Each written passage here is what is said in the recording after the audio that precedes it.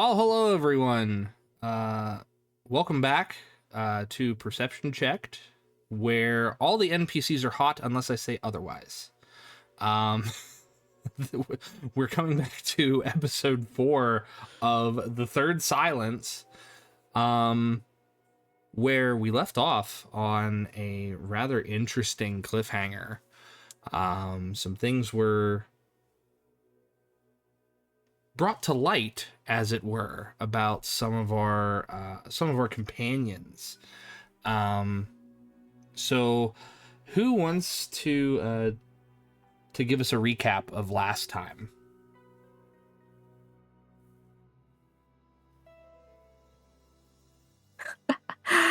Not everybody volunteer at once. That's okay.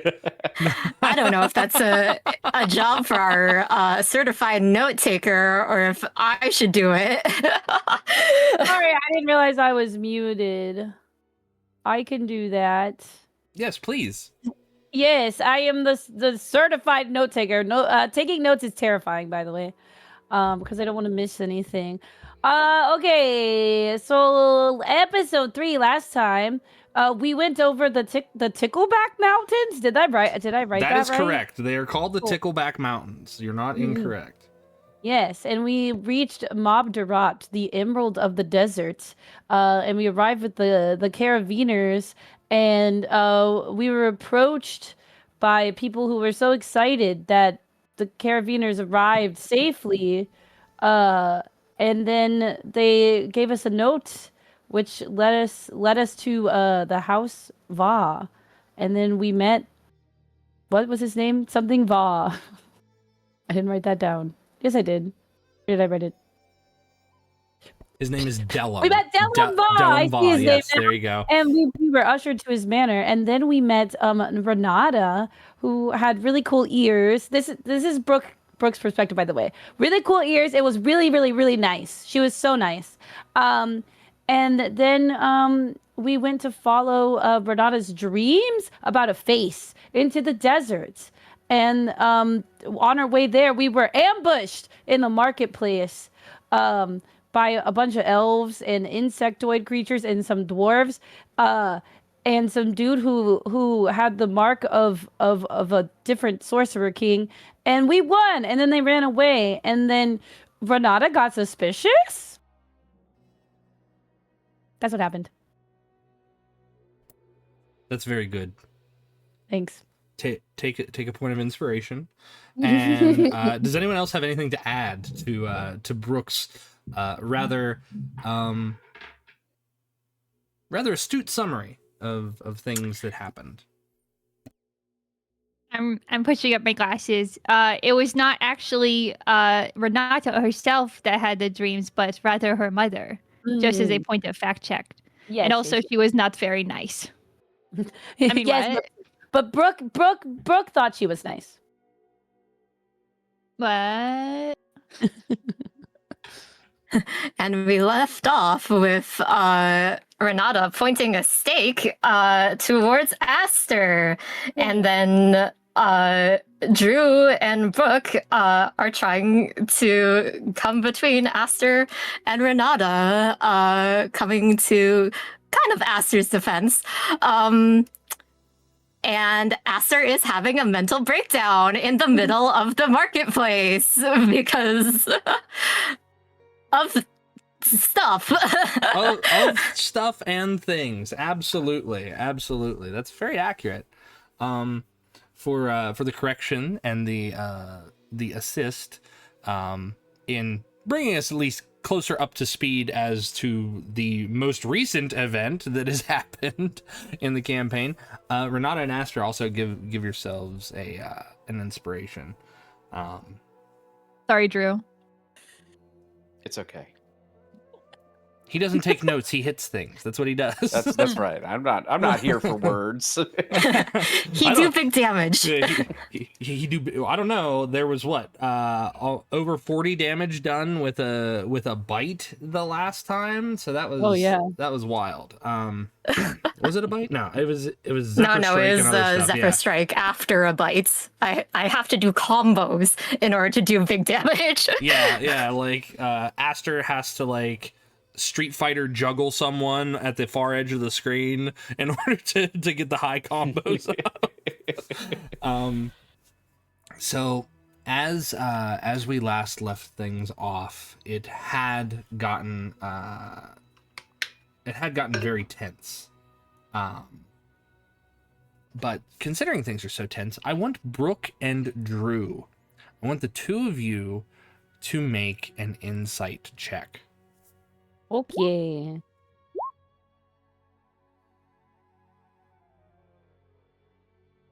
All right. Okay. That'll be a dirty 20. Okay. 4. Let's see. I think. Oh well, that's a nat 1 with Brooke though. Yeah. So Brooke, you are not sure why are friends fighting? That's where you're at. Why are friends fighting? You know, we're supposed to be working together and helping one another. Brooke is sobbing. Yeah. Okay. Fair. So Drew, as you did stand in between the two of them, right? Okay. I did. Okay. This is the first time that you're like casting a real glance around the marketplace where this attack had happened. You have strong visuals on everything. You see the broken stalls and like the corpses of your assailants. You see the citizenry gathering around, kind of forming a rather loose circle, kind of filling in the gaps of the streetways. But with you kind of taking the big picture inward, you ignore everything else that's not immediately around you, and you've seen Aster kind of covered in blood before. You two have fought together. You've bled together as comrades in arms. But you glance at Aster and you see that they have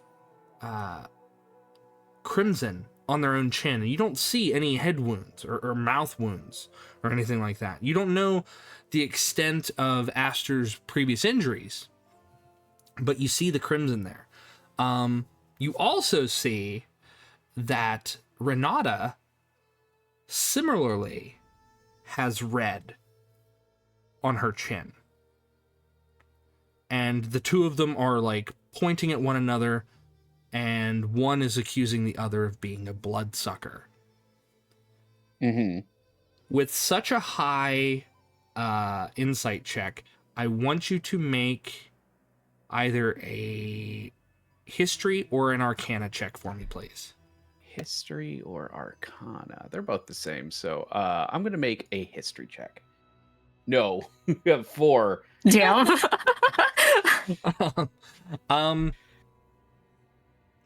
To your mind, it's even with a 4, unless it's a nat 1. It's not a nat 1. Okay. It's not a nat 1. I can still let you fail forward here. Vampire is the first thing that kind of hits your mind, because neither one of them are leeches, neither one of them are ticks or fleas or other, blood-sucking parasites, right? And the only thing that makes sense is that to you, either of them could be vampires in your mind. Yeah. Drew taking in I especially like, we haven't come down from like the endorphins of battle. Still a lot of adrenaline in the system. He's still gonna he's just gonna park himself in between the two, because in his mind, the biggest, most importantest thing that we need to do right now is we need to leave. Aster has been pleading behind Drew to do this somewhere else. Like, get us all out of here. Like, already, yeah, like, blindfold completely like soaked with tears. But behind Drew, Aster actually places a hand on Drew's back, like kind of gripping the back of his shirt. And she rests her head like a little bit against his back, to the point where Drew can probably feel Aster shaking. And Aster, while resting her head against Drew's back, lightly grabs on the shirt for about 3 seconds and then lets go of the shirt and backs up for a second, trying to recompose herself. She wipes the tears from her face and looks towards Renata from around Drew, because there's no way that Aster is looking over Drew. No. Drew is big boy. It's hard to look over him unless you cast enlarge on yourself. No, we don't have that type of magic without this scroll. Anyways, Aster looks towards Renata and goes with an air of Aster's trying really, really hard to keep themselves together, to put on the brave face that would be usually the norm for her. And Aster says, speaking mostly to Renata here, we should not do this in public. If we make a spectacle of ourselves here, we are all in danger. Please, like, I don't know what villain you make me out to be in your story, but I ask that you at least hear mine in private before coming to any conclusions. All right, so Renata, when we last left you, Brooke had used the charm on you. I want you to make a wisdom saving throw for me, please, Renata. Okay. Okay.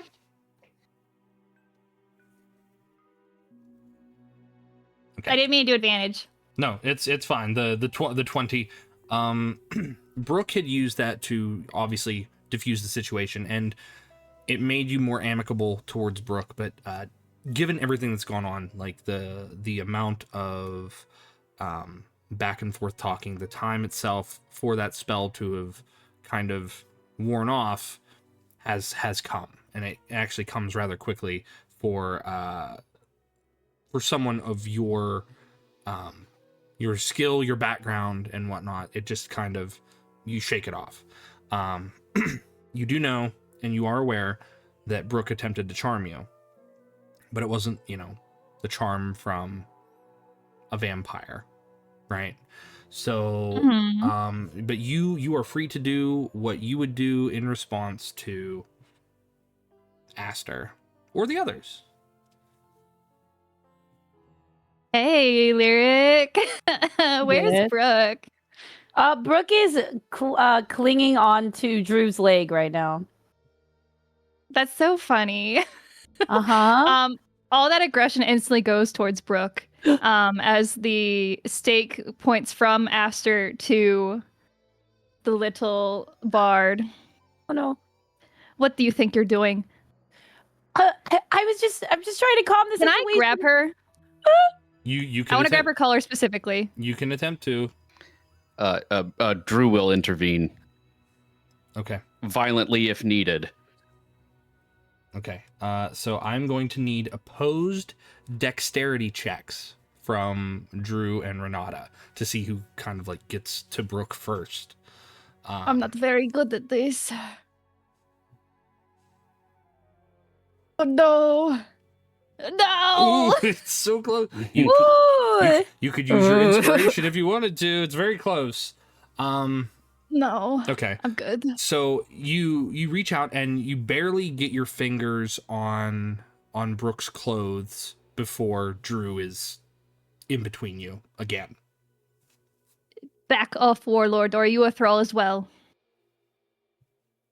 No. And I don't want to follow it up with a punch, but I'm gonna give Renata a bit of a shove. Okay. Well, I want to create some distance here.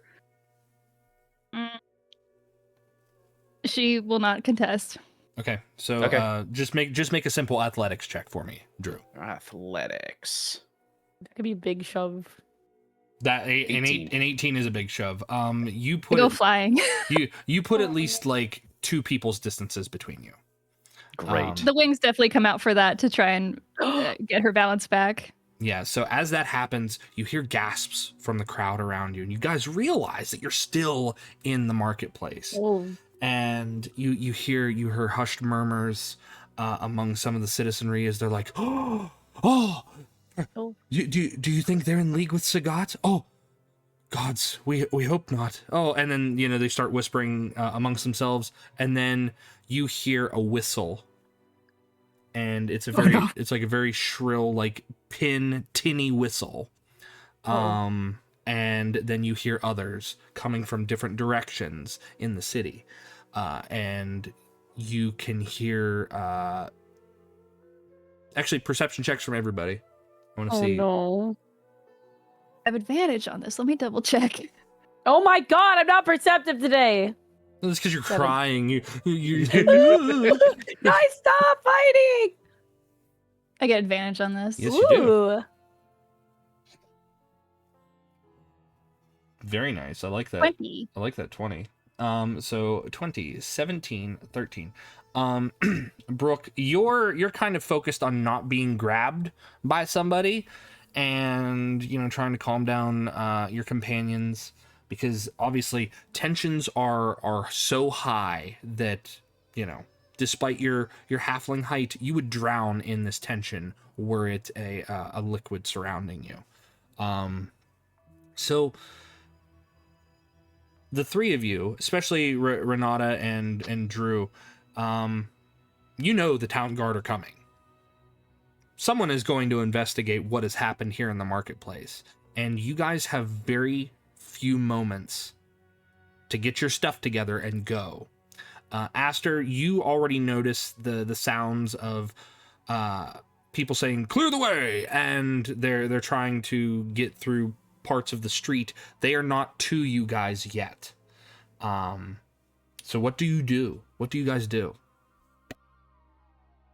Aster starts running, kind of yelling as they pass, mostly like Drew and Brooke. We need to lie low. I'm going to the inn. And yeah, Aster books it towards where their inn was. I want to follow. I will wait until my 2 companions are on the move, and then I will start moving in that direction as well. Wait, they have short legs! Did Drew ever give any indication so far that he's a paladin? I don't think so, Oh. right? And did you do any spells? I've done some lay on hands. I don't think I saw that though. Yeah, but I Yeah, don't, that think, was I don't not- think you were roof bound when he did all that stuff. Yeah. Yeah, I was mostly hit stuff with sword mode. I don't know. I thought you smote someone, but I could be wrong. Yeah, I don't remember. It's Let me okay. check my. Yeah, I don't know. I don't know what I've. Well, because you didn't have your symbol out, right? You've been hiding it. Mhm. Well, he hit it back in Gormsey because they were like, "Hey, do you serve this deity?" And then he's like, "I'm gonna hide my holy symbol because they might not be favorable towards my god." But no, I don't think anything outwardly, Renata, Drew has exhibited paladin like, other than the fact that he is big and strong, and I'll allow you an investigation check, Renata, to kind of like give a quick glance over his form. He is the last person I can see. 22. Yeah, so 22. That's a natural 20. Not 20. Whoa. So somewhere in that combat, right? I would say that somewhere in that combat, things had gotten jostled around, shaken loose. Drew did have to use his narrative level up, right? So I would say that he'd taken enough damage that maybe his holy symbol had like slipped out of his tunic. I don't want to take that agency away from Eggy, of course. Eggy, is that something that you think could have happened narratively?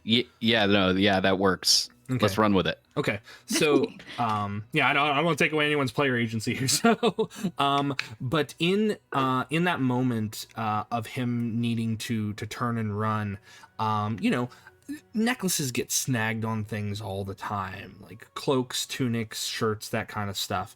And Renata, you see his holy symbol. Drew, what was the name of your deity again? I have it written down, but it is It's Amat. Amat. Yes.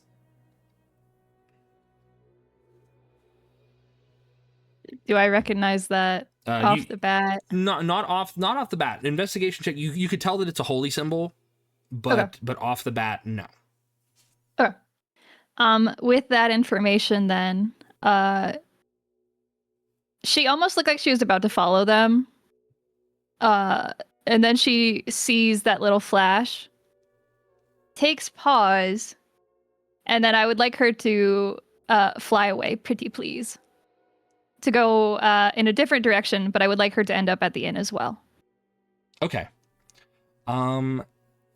Eventually, you all venture into different parts of the city. Drew, you are following after Aster and Brooke, though, correct? Yes. Okay. You catch up to Brooke way before you catch up to Aster. Yeah, and if It's I not do, hard. I'm gonna like scoop her up and like Thank carry you. her. She's running so hard and it's not working. Yeah, there's a moment where, as you guys are fleeing into the streets, Aster, you were the first one to kind of like bolt off. You parse through a group of civilians, and you see a couple of guards like heading your way, but your natural instinct, your survival instinct kind of kicks in, and you duck into an alleyway, and something tells you to stay there for a minute until the guards pass, and then you dart back out, and you head back towards the inn. Brooke and Drew, you scoop up Brooke rather easily, as you've done many times before, and mostly the same thing. You see a cadre of guards making their way towards you guys, not necessarily like knowing that you are the cause of things, but how inconspicuous are you trying to be? Drew, as much as Drew can, is trying to lay low. He is very aware of the fact that we just did big combat in a very public place, and that's usually frowned upon. So he is trying to lay low as best as he can. Okay. Brooke wants to cast Disguise Self. Ooh, okay. And I want to look like a dragonborn child. So I look like Drew's kid. Oh, Hold his hand. So, Drew, you're not trying to run then. You're moving briskly, and you actually, there's a natural flow of civilians that are moving away from the marketplace, so you're able to like kind of keep pace with them without seeming too inconspicuous. However, I will ask for a stealth check from you. can I add that once Aster ducks into that alleyway and waits a little bit, their pace slows for getting towards the inn. Like they're not like in such a rush to get away from the marketplace, like after they've deemed that like, oh, we're enough away from the situation that I need to kind of blend in with the crowd now. Okay. So you're also trying to blend. Okay. So then Yeah. I'll need a stealth check from you then, Aster. Drew, Stealth is not your forte because you are a big dragon man. However, the you have the benefit of advantage in this case. Seeing that there are crowds of people around you, so it's not a technical fail. Okay. So it's okay. So would that would cancel out my disadvantage that I usually have? That would cancel out your disadvantage. Yes, that is correct. So I'd take the first roll that's not a natural one? Yes. Okay, great. That'll be a 5, which isn't good.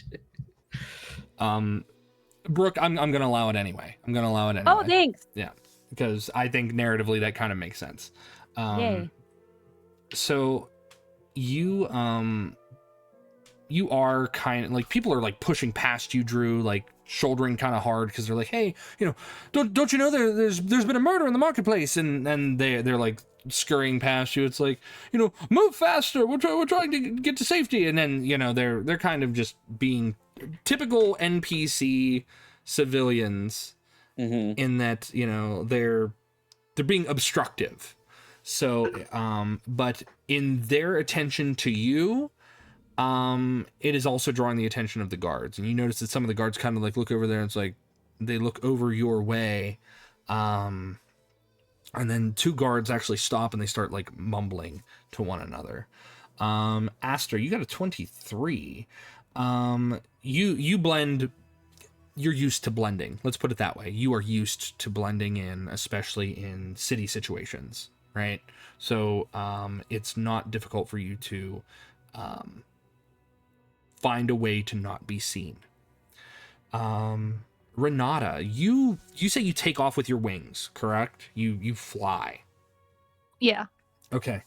Have you done this in town before? I'm pretty sure she has. Okay. In the light of day? I think if it was in the light of the day, it was more of an emergency situation. But I think her goal is more to get out of the immediate area and then find a less packed alleyway to duck into and then walk out of, like she was walking the whole time. Okay. You are airborne. It's, you could see the layout of the city. You see the like square topped buildings, shingle topped buildings, like with clay tiles and whatnot. And you see multitudes upon multitudes upon multitudes of alleyways, because again, this is a city state. This is a massive area. So for them to be able to police all of this area itself, they do have guards on hand in different sectors and whatnot. I need you to also make a stealth check for me, please. But you are flying. So unless you are trying to, okay, let me ask you this question. Are you prioritizing an expedient retreat or not being seen? One of those two has to be at the forefront of your mind. Expedience was first. Okay, so you're going to do this stealth check with disadvantage then, please. Okay. Disadvantage. Watch the 1 come out. Oh no. Nice. So a 6. But it's not a 1. It's also not a 1. You become like this blot against the suns, right? The sun's kind of beat down, and with your wings out, and as you're kind of like gliding around or flying, people like turn their heads to the skies like, it's a beast, and then so some people just like kind of panic, and they scatter like roaches when you turn a light on. Like they just go, and it kind of works to your favor because now it's causing more chaos in the streets, and people can't turn their eyes skyward to see your direction. But eventually, one at a time, with the exception of Brooke and Drew, they arrive together. You all arrive back at the inn. You see that the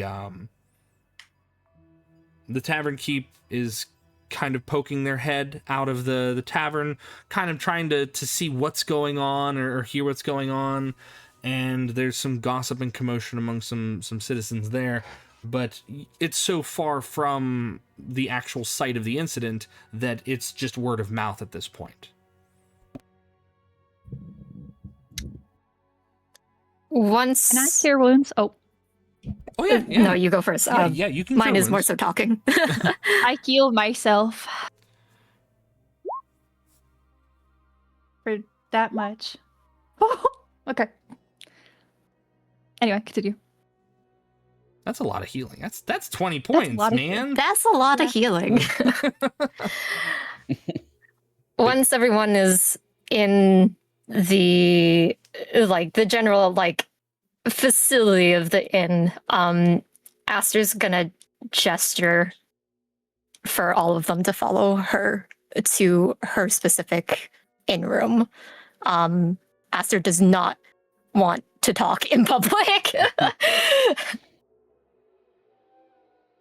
That's fair. Yeah, wordlessly, Drew will follow. Hey Drew, on our way over here, do you possibly have any healing Oh yeah, left? Could yes, you I can give do me that. some? Yeah, I'll give a cure wounds. That's thanks. 7 points of healing. Perfect. There we go.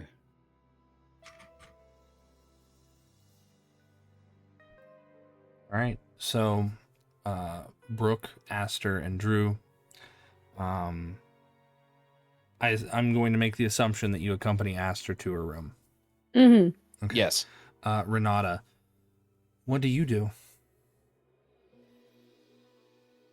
If I was asked to do this, if Renata was asked to go into a private room with a vampire, Okay, Aster is going to look at Renata before they actually start walking towards the room and goes, "You can keep the steak. Hell, I'll even give you a chance to use it if you want, but you must hear me out first."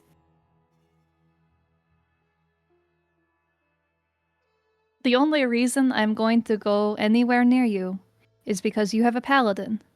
And whether or not you have lied to this paladin so far, I trust a paladin to make the right decision. Do you understand me? I understand. That's rational. And Aster is gonna start leading the way to the inn room. The rooms themselves are comfortable. Each room, whether it's a single or a double, does have suitable beds. There is a footlocker at the foot of the bed.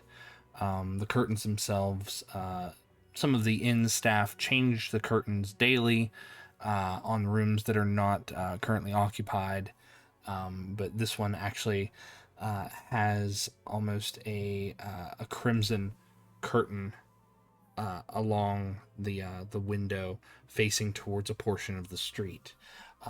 There is a small courtyard bordering the side of the building itself that is showing a visible fountain where some people are kind of just milling about normally, whether sitting on the edge and reading, or kids kind of running back and forth and playing and kind of splashing in the water. But all four of you are now in a room together. Aster, upon entering the inn room, is going to take off they're taking off the sheath that holds their rapier, and they set it to the side as a sign of I am not here to fight at all. And Aster walks into the room so that they're standing in front of the window, and she will actually undo the curtain so that the sunlight is shining on her. She takes off the gloves that she's been wearing this entire time, and sets it along the window sill, kind of feeling the sunlight. And then they look towards Renata. You know, I was the one that suggested that we go shopping in the morning. And yet, I suspect you still think I am some evil vampire overlord? Explain. Do you want the long story or the short story? Whatever's the truth. Okay. Once upon a time in a port city, there... I point to the paladin. Can you cause truth to be spoken? One moment, please. I did not prepare that this morning. Unfortunately. Continue. Actually, first... no. Aster continues. Once in the port city, there was a girl named Marguerite du Vescovi. A human girl of noble blood, but a fragile heart. Any type of strenuous activity was deemed a threat to her life, so she was confined to her family's manor under constant watch. She spent most of her childhood reading, while her family tried multiple doctors, clerics, anything that their family could afford. They found no solid cure to her poor heart. When Marguerite was about 18, there came news of a renowned doctor who had moved into the city, Luca Leon. The doctor was kind, gentle, courteous, soft-spoken, shared Marguerite's love of books, and never overstepped his bounds, like so many other egotistical men who sought Marguerite's hand in marriage just for money's sake. Luca courted Marguerite, desiring a companion, and to be taken off the savage marriage market of the city. In exchange, Marguerite would personally be taken care of by Luca and his servants. It was a match made of mutual aid. And so, Marguerite du Vescovi became Marguerite Leon. Under his care, Marguerite was actually able to be taken outside of their home. She was able to go watch theater productions, experience galas, socialize with the upper class of the city, more so. And the girl had built up at least enough strength to experience that much of life. But that didn't stop her family from fearing the worst. They still confined her to always have an escort, always be with Luca, always be under their watchful eye, never to leave the city, only to be within basically a couple streets. One night, Marguerite caught Luca crying into a broken silver pocket watch. It was a gift, he said, a reminder. And it was that night that he confessed to Marguerite that he was a vampire. In hindsight, the girl should have expected as much. Whenever she dined alone. The servants claimed that their master, Luca, was always out on business. And whenever Marguerite did venture into the city with Luca, all of the events that they did attend were at night. Luca stating that the air of the city was much better at night. The doctor, never caught without his round glasses, that Marguerite felt a hint of magic from, cried, taking off his glasses for once in all the time that she's known him, and his eyes were a stark crimson. Luca cried, not because he was a vampire, but because he was a vampire deeply in love with a vampire hunter. He didn't tell Marguerite any more than that the hunter came from a long line of hunters. But Luca didn't know that the man was a hunter when he got to know him. Luca has been on the run for many years, evading the hunter, but desiring at the same time to be with him. Though when Luca came to the city that Marguerite calls home, Luca has become very tired of their games of cat and mouse. Marguerite comforts Luca in that moment, unsure of what to do for him other than just be there. He had given her so much, opportunity to socialize, to get out, but there wasn't really anything that she could offer in return. Over the years, Marguerite's health took a turn for the worst, and with every second that she lived in Luca's house, her body was wasting away. And so it finally got to a point where Luca gave Marguerite a choice: to die, having barely lived, barely experienced the world, or to live, but let the person she was once die.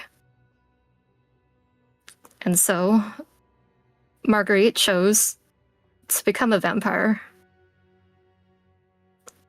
The night that Marguerite was to become a vampire, they were in their bedroom. They set up the ritual, as it were, and Marguerite embraced Luca, putting her hand gently along the back of Luca's head as he bit down on her neck. But in the middle of that, Luca Leon was shot from behind and beheaded. Marguerite, still clutching what was once Luca,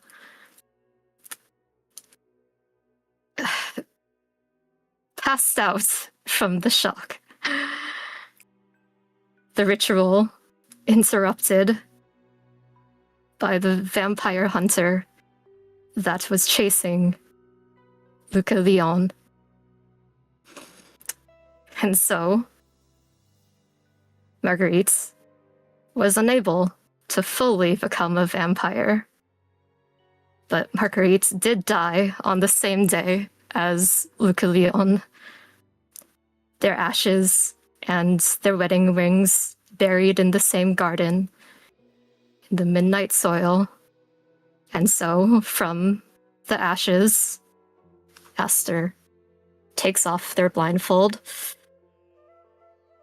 And so from the ashes grew Aster de Kalos, a Dampier Petal Knight, unable to fully have the power of a full vampire, but still plagued with the same hunger and bloodlust. And you see Aster's eyes are a stark crimson. And it looks like she is on the verge of tears while recounting this entire story.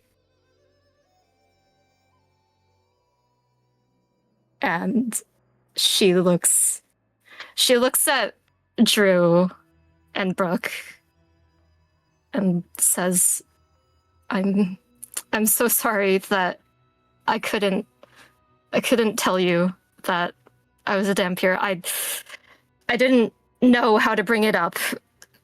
I'm... Brooke just hugs them. Just runs up and grabs her leg and hugs them. And for the first Aster. time ever, doesn't say anything. Aster returns the hug and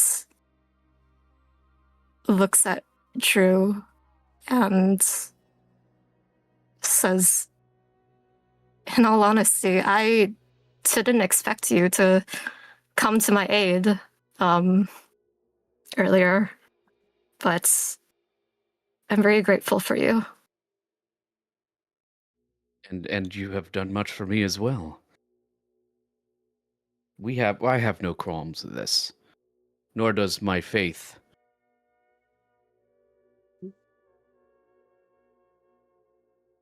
Yeah. Question. When this is me asking God something.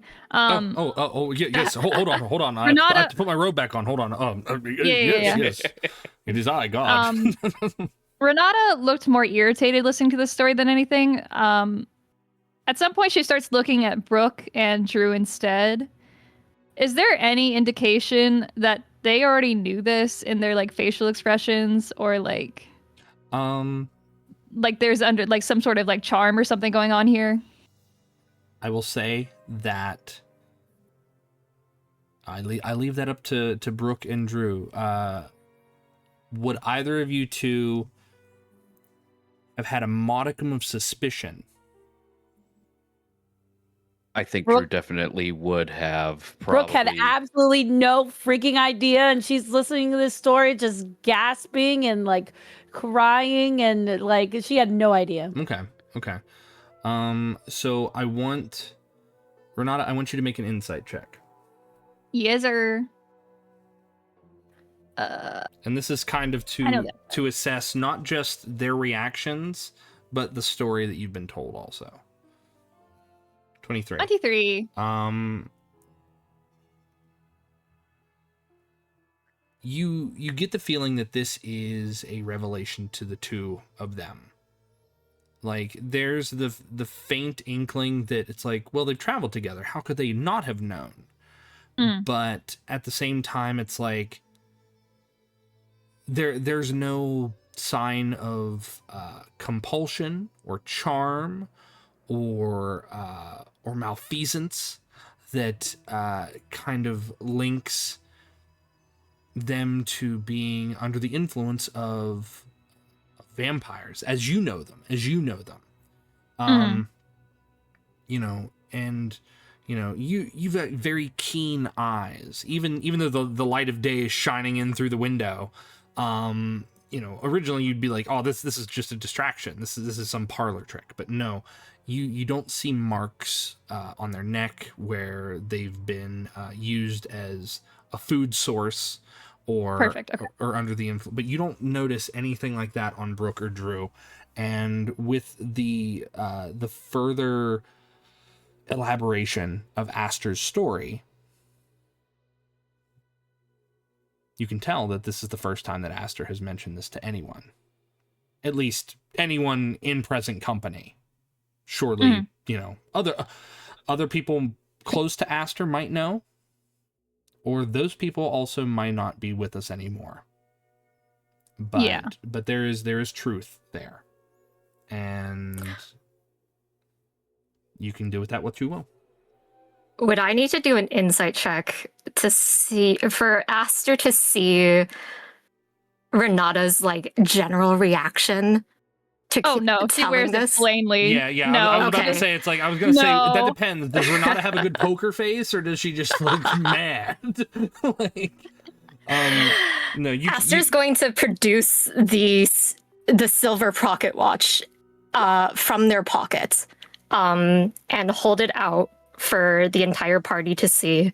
They undo the clasp that's on the pocket watch, and you see that it is a no longer ticking pocket watch. Aster turns over the pocket watch and there's a hidden compartment in the back of the pocket watch, and she takes out a small folded up piece of paper that was hidden in the back of the pocket watch. She holds the piece of paper up and goes, "If you truly doubt my intentions to wanting to travel to deliver this note that Luca left in the pocket watch, I will allow you to read it."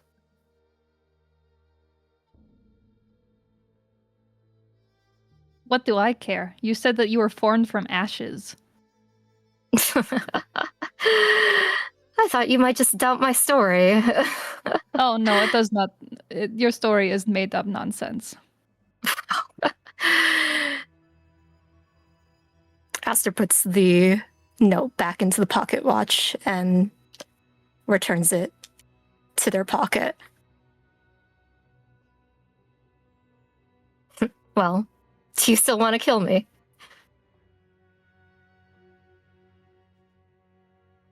She stares for a long moment.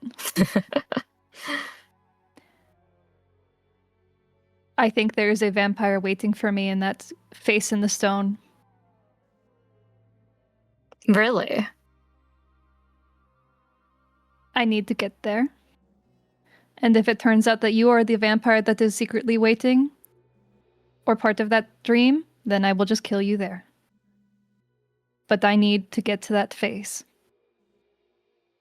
If you are a poor little orphan who was told a fairy tale of how you were born from some illicit affair, that is not my concern.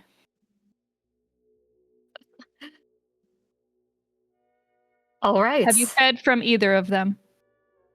No. How do you plan to keep yourself sustained? The blood from that battle was enough to sustain me for a couple months. I only bite people who want my blood in turn. Or consenting parties, should the girl... Don't tell me that. Renata, should the girl want. I want you to make a history check for me, please. Yes, sir. But you can do so with advantage because this is in regards to vampires. I love vampires. 19. 19. So you've heard of Dhampir, right? Mhm. And Dhampir are kind of, to skew the word a little bit, they're bastards of vampires in a sense, because vampires sire vampires spawn. Only when a vampire like of a high rank feeds upon someone can they make more vampiric children, and Right. they run the gamut of vampiric blood mages to your canonical Nosferatu, and some are even more feral than that. And Dhampir, they live in an in-between of a blessing and a curse. Like, they have not all of the boons that vampires have, but they also don't have any of the banes that they have either. They can walk in the sunlight. A stake to the heart won't immediately put them into torpor. Now, it will kill somebody, obviously. Yeah, I'll kill anyone. Yeah. Unless you're a tree man, in which case you're just putting a stick back into nature. Just remember this. But the banes in which they have, one stands out to you the most is crossing running water. And for yourself and for many other vampires, they cannot cross running water. Not without, being into torpor and put in their coffin and sent elsewhere. Like, they have to be like impacted with they have to be like interred with grave dirt inside of their coffin and then sent away. It's like this whole thing that you just instinctively just know all of this. But you know this because your parents have told you this. This has been lore that was passed to you. And Dampier don't require any of that. There's a whole different set of rules for Dampier, at least in terms of how they act societally and how they integrate into vampiric society. Because if you look at it, they are two parallels. There's normal society where mortals live, and then there's vampiric society where they kind of lord over the shadows of that other realm. And Dampier don't fit into that.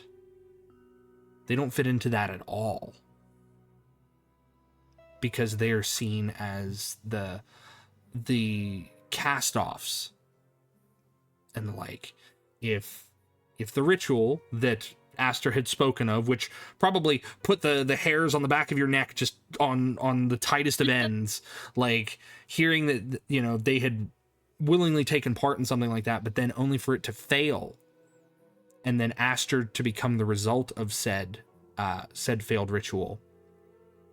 You can only imagine what it would have been if she had been a full vampire. Completely different ballgame, obviously. But from what you know here, is that Aster poses no threat to at least anyone here. But it is not unwise to keep your guard up. Right.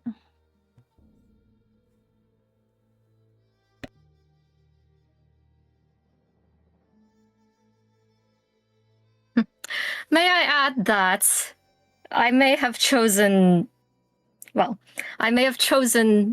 these two for me to tag along in their adventure, or I guess each other's adventure, specifically because I will not bite either of these two. Dragonborn are too difficult to bite, for one. Drew can easily overpower me, and halfling don't have enough blood to sustain anyone. So I will not do it out of moral conduct. And if I was to do so, it would be too clear. Thanks, I guess.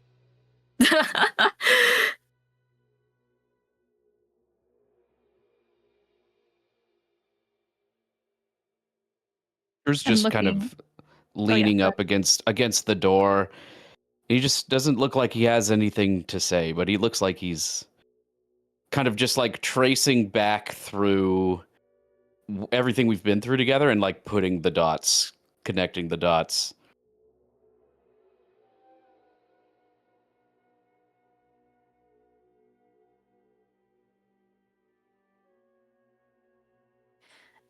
There are cogs turning in her head too. Well, like I said, she does not hide anything.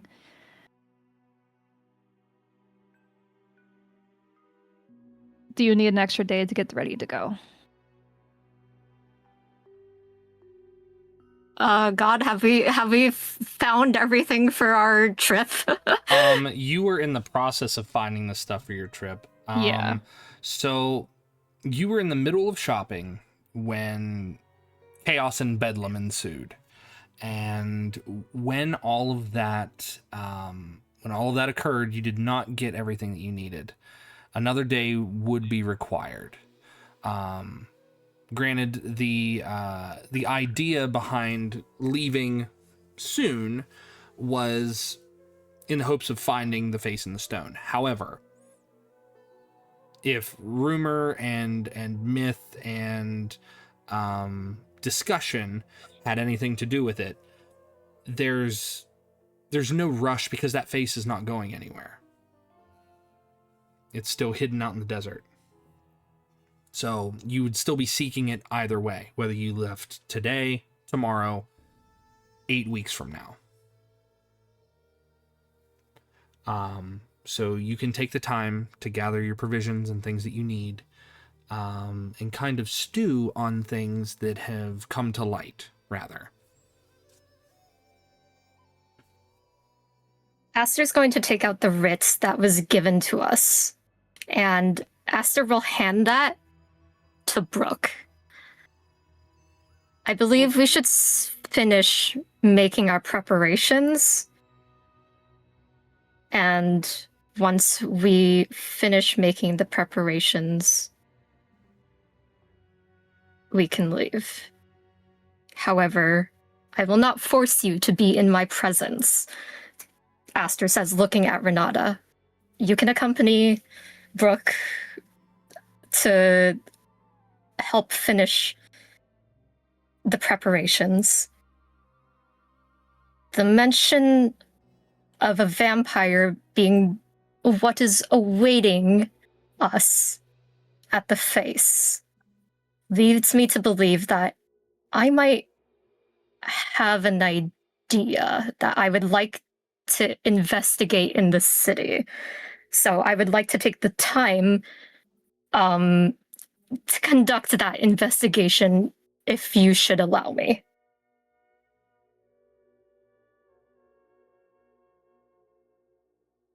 We're leaving at the same time that we intended, but tomorrow. As long as you can finish before then, that's fine. That is more than enough time. Do we need to figure out more about what this attack was?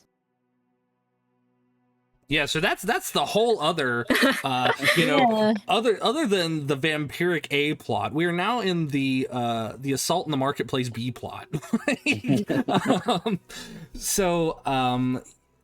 Yeah, if that's something else that you guys want to look into, and I mean, I know most dungeon masters, game masters, storytellers, what have you, will always will often say, I won't say always, will often say, don't split the party. But you know what, in cases like this where you are delving into your own things or seeking knowledge of separate things, I don't see that as a hindrance, because we're advancing the story forward.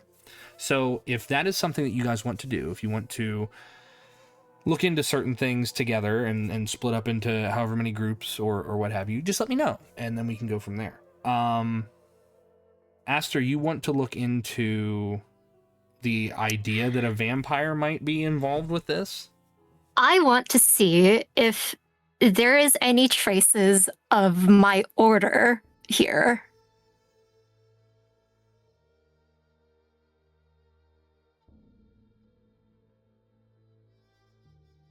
And I was thinking that Drew would accompany me because that attack was very scary and almost killed Aster.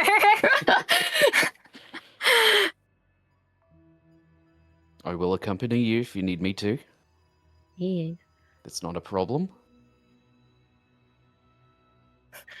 Because if there are any traces of Aster's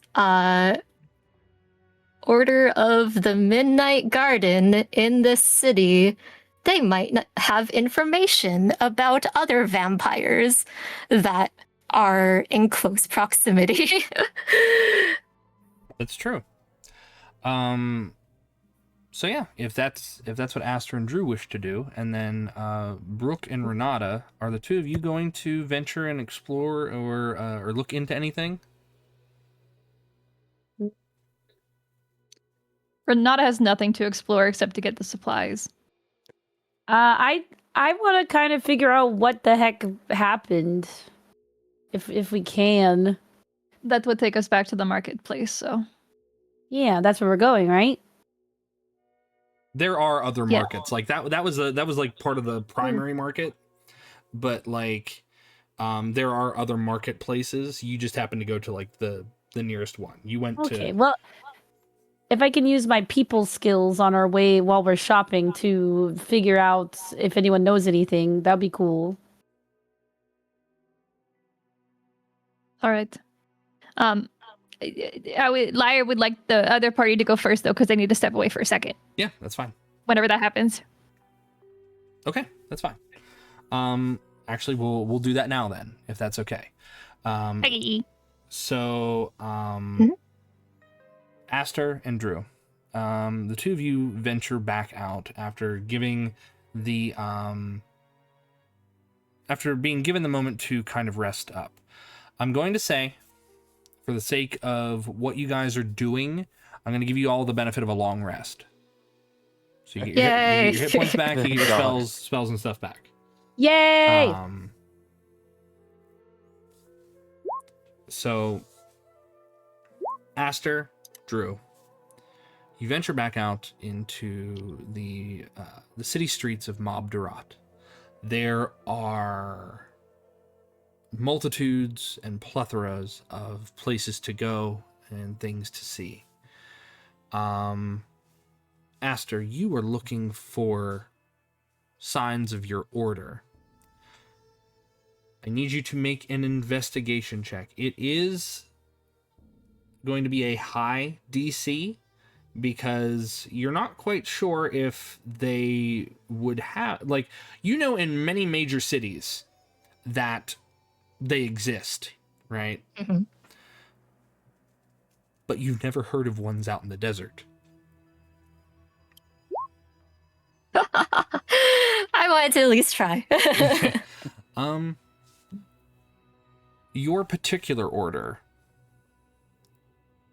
doesn't have indicators out here, which there might have been an inkling of a suspicion that that was the case.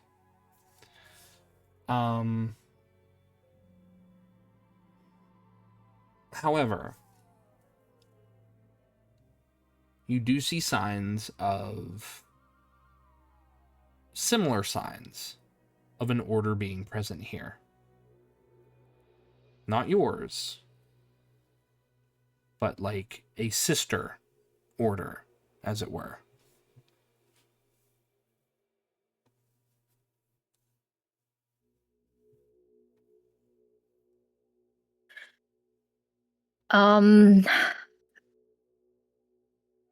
Are the signs more like rumors? Like while I'm like going through the city, or So Hmm. you know, and it's kind of like with thieves and their dens and whatnot in cities. You know, like thieves guilds have markers and signs that people can follow. It's like, oh, you know, we've got a safe house here, and it just kind of like looks like graffiti or a scribble, or it's like a faint etching of a rune somewhere, and you can tell that there is the significant markings of what your order would use to indicate places to stay. Right, okay. Can we say that before Aster and Drew specifically left the inn room, Aster's going to explain to Drew what it is that she's looking for. So Aster tells Drew, I am a part of an order of pedal knights that encompasses Dampier, vampire, and other people down on their luck but hoping to find a safe place, an accepting society of vampires and the umbrella that comes with it. Vampires and such that follow a strict moral code. It is a code that I adhere to vow to not take blood from anyone that is unwilling. With the caveat of, if anyone wants my blood, I have the right to defend myself. I want us to look through the city to see if any of my people are here or something similar. Because if Renata's suspicions are correct and there is a vampire waiting for us at that face, maybe they would have some knowledge as to who it is or what we're up against. Hey, well, I think this is a worthy pursuit. Let's go then. Okay. Are these people going to be okay with me coming around? As long as they're of a similar mind. Oh, okay. My people would be okay with you. I don't know if a different society of vampires, if it is here, would be accepting. That makes sense. I wonder if we do happen to come across any, you may need to act like my thrall for that to be accepting. We can say that you're my bodyguard or something. That sort of hierarchy is way more normal, I think, with Well, other societies. I'll keep the holy stuff tucked in then. Yes, that would probably be a wise idea. Oh, and this is great.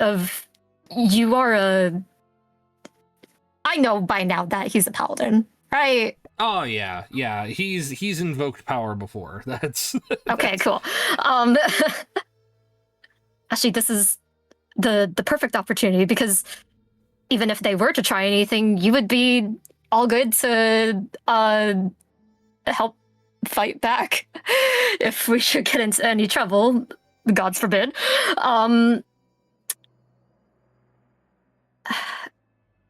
Okay, yeah, can we do I have to roll another like investigation to follow the trail of I would other society stuff?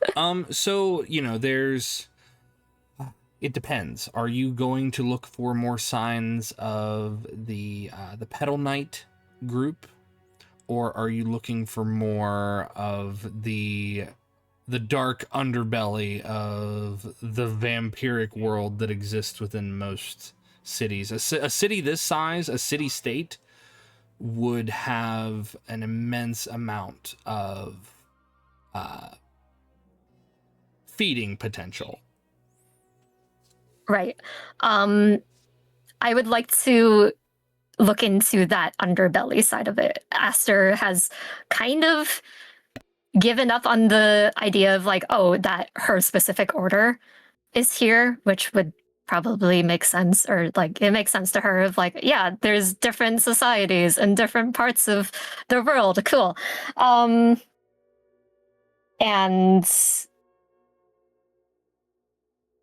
I think Aster has given Drew enough of a warning of like, yeah, we're about to step into some pretty shady areas here. So be on your guard. Drew is not unfamiliar with dealing with shady stuff. So he's good to go. Okay, so then if you two are looking for the shady underbelly of a vampiric society, you've spent most of the morning fighting in the marketplace, but I think real quick pause, Elly, I think the echo is still coming from your side, my friend. Oh, is it? Okay. Yeah, because you're lighting up a lot in my Discord when we're talking. Sorry. So if you're going to look for that sort of thing, I need both Aster and Drew to make investigation checks, because not only are you looking for symbols and signs, you're kind of asking around in town for indicators of Poor Drew. Drew's like, This is a great combination. Drew's like, you got any vampires around here? You know. I don't know. I don't know how he goes about it. I don't know. But with a nat 1 and a nat 20, you know, Aster knows what she's looking for. Drew doesn't. So, like, give me an example of a question the two of you would ask to a someone in the street to kind of get that information. First of all, Drew's gonna be like, do you guys know where there's any underbelly,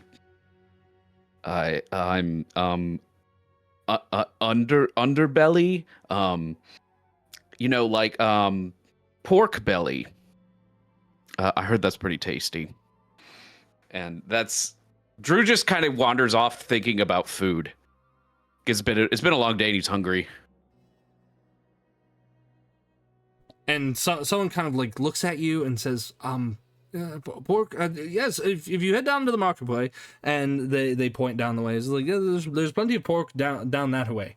And they kind of like usher you that way. You're not sure if that's the right direction for vampires or not. Okay, great. Thank you so much.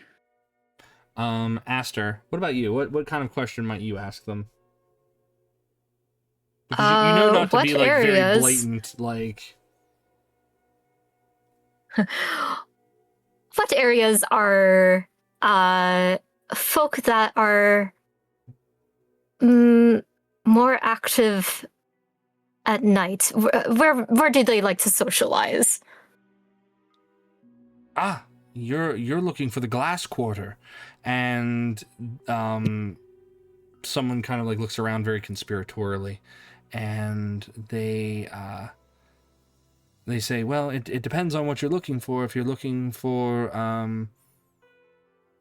goods, if you're looking for pleasures of the flesh or anything of that nature, or other such darker delights, those can be found there. You'll have to wait until sundown for most of them, but they make themselves known to those who are seeking them. They find you before you find them. Of course. If you'd be so kind, could you mark that on my map here? And Aster produces the map. Okay. I'll say with a nat 20, you found someone who's not suspicious of you. They mark it on your map. And when they do so, they tell you that just don't stay on the same street for too long. That's a word of advice. There are plenty of cut purses and, shall we say, predators that look for an opportunity to pounce from the dark. Understood. I will keep my guard up. Thank you so much for the information and your kind wisdom. And they nod, and then as someone else kind of like walks up to them, you see them kind of like having a little hushed discussion. There's like an exchange of like a bag of what you assume to be coin, and then like the trading off of like you watch as they do like an illicit deal right there in front of you, and then they both depart. So you have to wait until sundown before any of this is actually going to happen. So as we're waiting for the sun to kind of set, Aster, we're going to go to Brooke and Renata, because I believe Renata is back, correct? You're... Okay. The two of you need to return to the markets, and obviously not the same market, because there were issues earlier today. So what did the two of you do?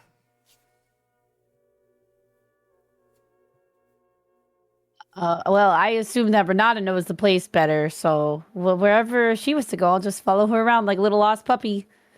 I imagine Renata's leading Brooke down a bunch of narrow alleyways, some less populated than others. And your opinions on the vampire? Huh? What? You mean Aster? Yes. Oh, I mean, like, they're sort of a vampire, but they're not really a vampire, but kind of. But, like, I mean, my opinion about them doesn't really change. I still think they're really cool and they've protected me a bunch and they're really good at fighting. And actually, they're really good at cooking, too. They make some good sweets, which I really enjoy. And Brooke just goes on and on. They eat. Well, I eat. Oh, I don't know if I've seen the meat, but I eat it and it's good. You're not concerned that they could have potentially been saving you for a treat for later? I mean, it's been quite some time. I think that if they wanted to, they would have done that by now. So I don't feel unsafe in any way. You don't feel used? She'll stop and turn to look at her. Not should I? I don't know. I don't really know what they'd be using me for. What they're using them for? I guess companionship and backup. You know, when we get into scrapes and stuff. And we have to fight zombies. That's rough. It's good to have You knew backup. nothing about that little pocket watch they had? Nope. Never seen it.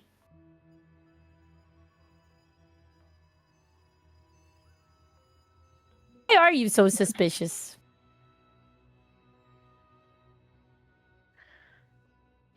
She almost cracks a smile. Almost. I mean, are you just a naturally suspicious person? You're traveling with someone who has blood from a vampire lord, most likely. Mm-hmm. Yeah. She like tilts her head. Have you lived a privileged life? Nope. I didn't get out much until recently, but you know, everybody's got baggage. I'm sure you got some. No, I don't. Listen, and she is going to back her into the wall.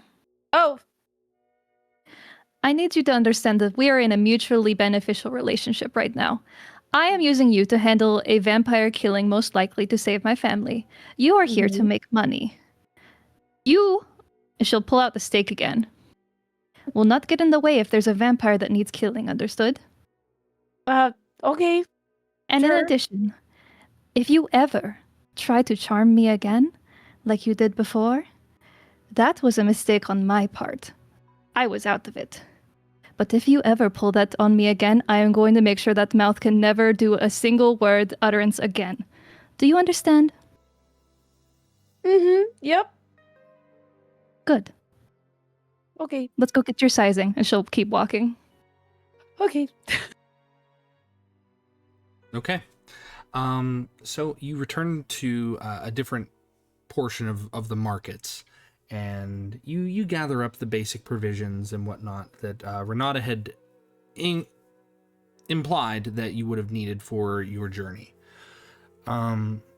Brooke, I know that you wanted to investigate what was going on and why you guys were attacked.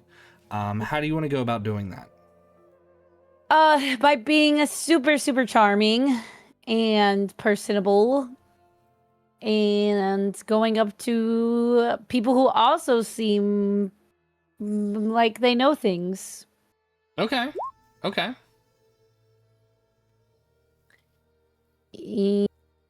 Yeah.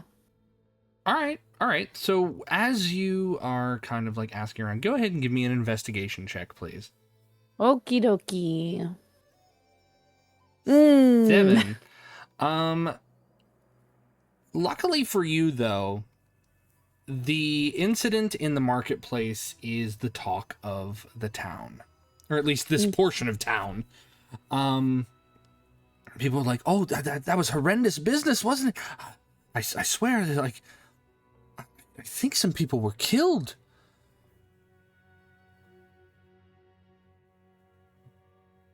I'm approaching them.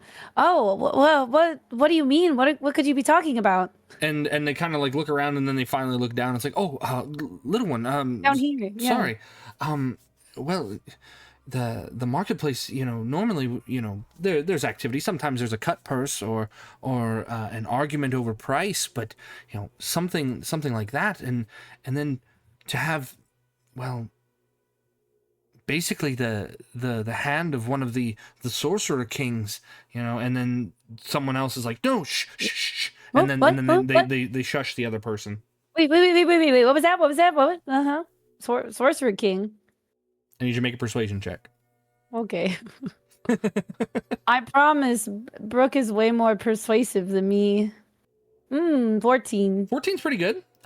So the other, like, the one person who is shushed is looking at the other person like, why are you shushing me? It's true. And someone else kind of steps up and says, that was, do you not know who that was? I mean, I'm a little new here, so I may need you to refresh my memory. And they're like, don't you see? She's not wearing, our type of clothing. So She's not from obviously here. she's an adventurer. And they take a look at the instrument on your back. It's like, bard. Well, they're probably trying to gather some songs and some information for stories and whatnot. But they tell you that there is that Sagat is is basically the right hand of Kafer, who is one of the sorcerer kings that rules within the Swokane Desert. Zumat rules over Mobdurat, but Kafer rules over another province far out into the desert. But if he's come this far, we don't know what he's looking for. But it's not unusual for Templars and hands of such sorcerer kings to visit other cities. We trade, but it's rather odd, because why would he be in the marketplace, and why would he attack individuals, or why was he attacked by those individuals? We don't know. The guards aren't saying anything. They've and then another person's like, I've heard they rounded up a few bodies, and several people were indeed murdered. Murdered? Is that like typical for that marketplace? Oh, no, goodness, no. Our crime rate tends to be down because of fear of incarceration and execution from our king. Thankfully, Is that thankfully the arena is no longer in use, because if they had been caught, they would have been shackled and immediately thrown into the arena to be eaten by some kind of giant worm, I would assume. Well, shouldn't there be like, I mean, I guess if there's not a lot of crime in that area, that would be why, but I heard, not like I was there, but I heard that the guards were not present at the time, or at least not an overwhelming guard force.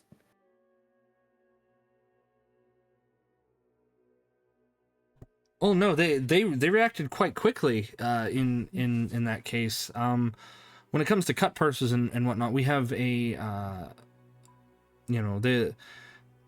not going to say that thieves aren't rampant in our city. They're rampant in every city.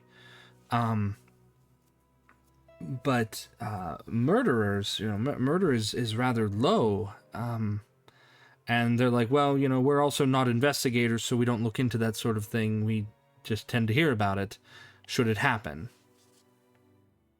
Yeah. As word travels fast. I understand.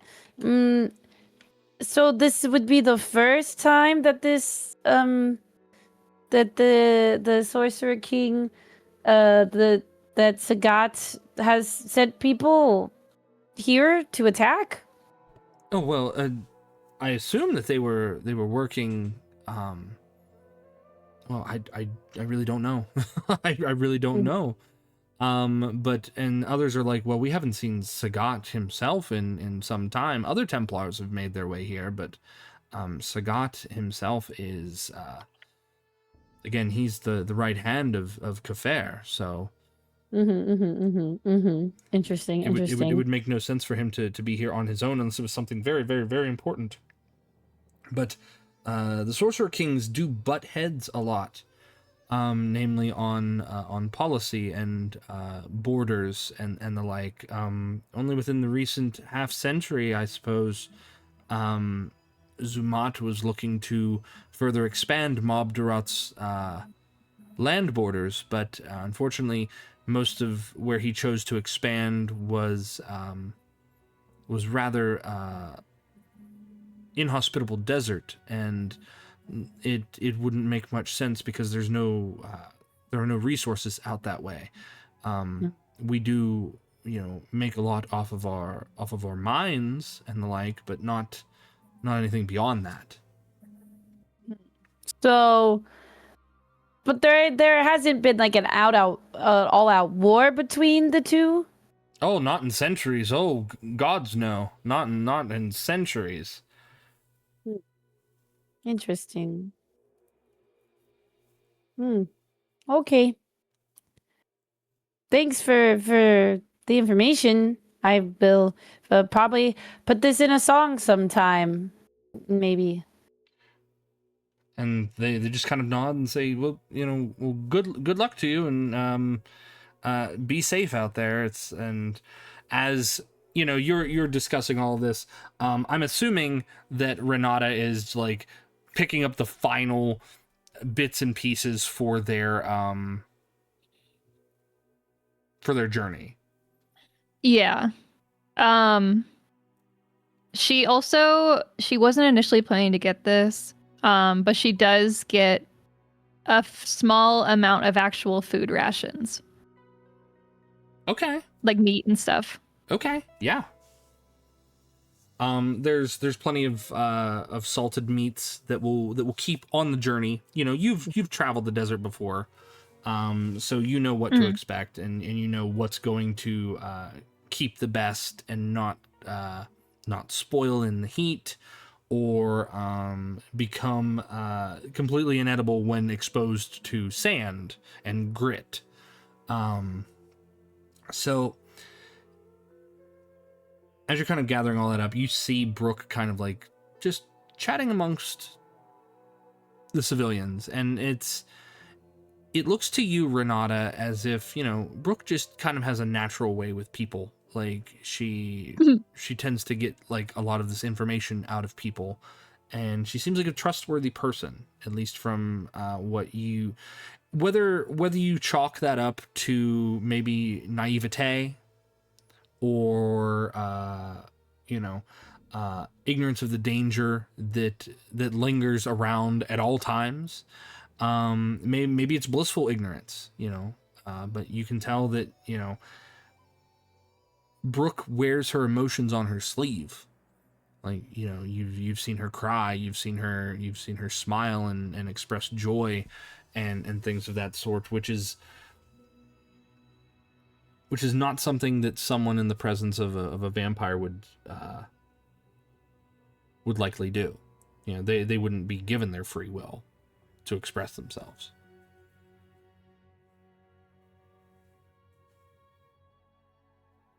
She will stare for just a second more and then approach.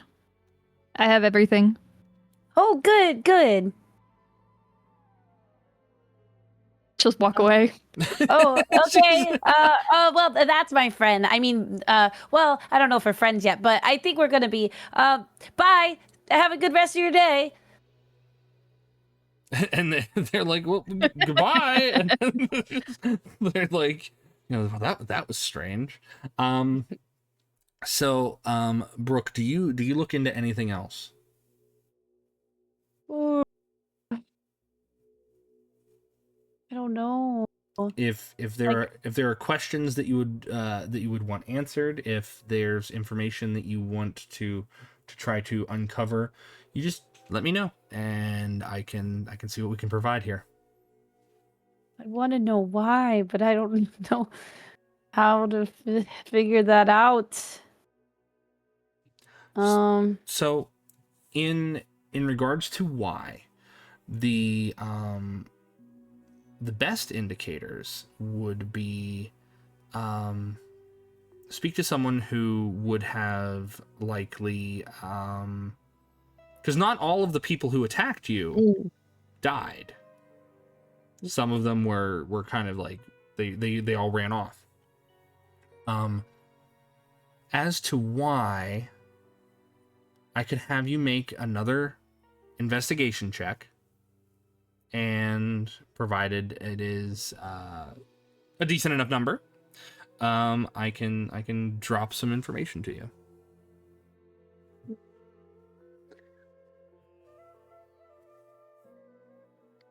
I think that, yep, that's what I was about to do. Yeah, you can do that too.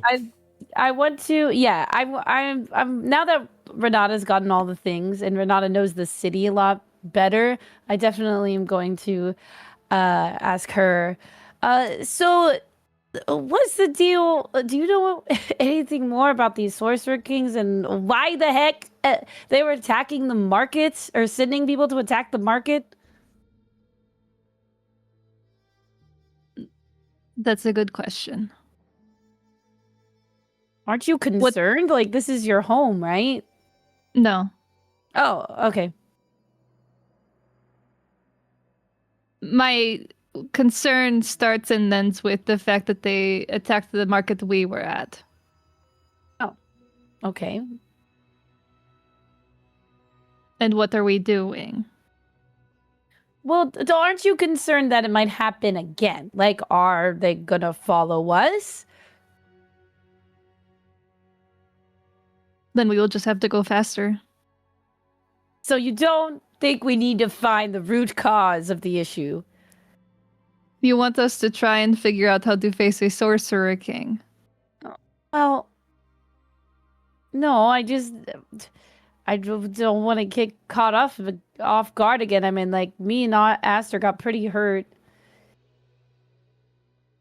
And then they sucked blood, and then they were better. Okay, all right. Okay, all right. You know, if it's Do you want to go back to the market? No, I don't know. What do you think? I can't say anything, but I am in fact going to lead her back to where the market was. Okay. Maybe there might be some evidence or something. Are there still bodies? Hmm. In the market there are not. It looks like they've cleared a lot of that stuff out, but there are guards that are stationed nearby the broken stalls. They're taking they're taking down statements from the stall owners, and they're like, "Oh, it was horrible. They fell from the sky and they broke my rutabagas, and I'm going to be destitute." And they're, you know, going on and on about things of that sort. And it's like, one of them stole my sword, and you know, I had that freshly forged, and it was supposed to sell for quite a nice amount. It was actually a commission for another person. No, they're going to be so disappointed. I'm going to have to get another one, and I'm going to have to wait months, and oh no.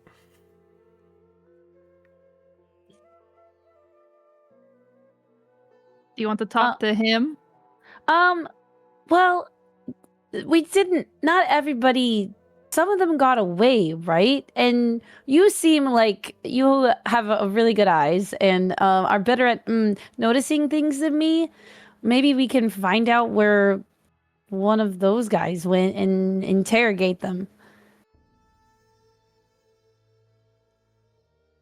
I don't think we can do that. And why? When we fought them, the last part is a bit blurry to me. But he had magical control over his people in some aspect. Mm-hmm. I think they are not here in the city. I think they are on a straight path back to whatever hideout they had. They are not in the wings. You don't think there's someone in an alley somewhere hiding? That would not be smart. Okay. Actually, Renata, could you make a survival check for me, please? I sure can. That would not be very smart. And then I look and I see one exactly doing the exact wrong thing. Well, they're not smart. 10. A 10. A 10 is enough to notice that there's an indication of a bloody footprint leading away from one of the stalls. One of the and I wouldn't say like complete photographic memory, right? You just kind of have a flash of the battlefield of what it was, how everything was kind of like pieced together already, and you saw where your assailants had emerged from, whether it was from like the rooftops or the alleyways or what have you. Especially since they rushed in to this area. Those who did manage to get away with their lives, you do see, the semblance of a bloody footprint, and you're able to actually see a faint track of where they might have fled to. Just as you're like, no, that would be stupid, and then you look down, it's like, maybe not too stupid. Is it like underneath me? No, not underneath you, but nearby. Is there? You kind of cut out there, I'm sorry. Oh, are there any guards around? Like that footprint specifically?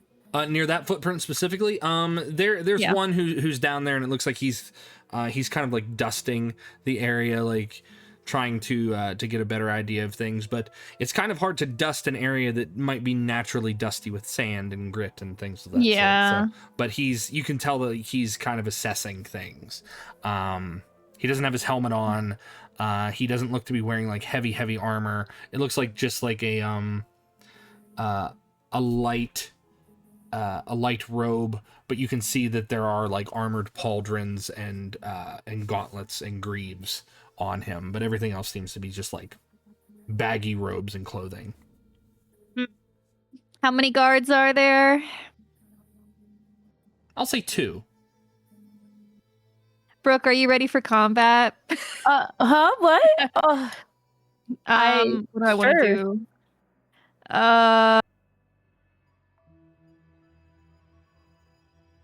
How long does the blood trail extend for?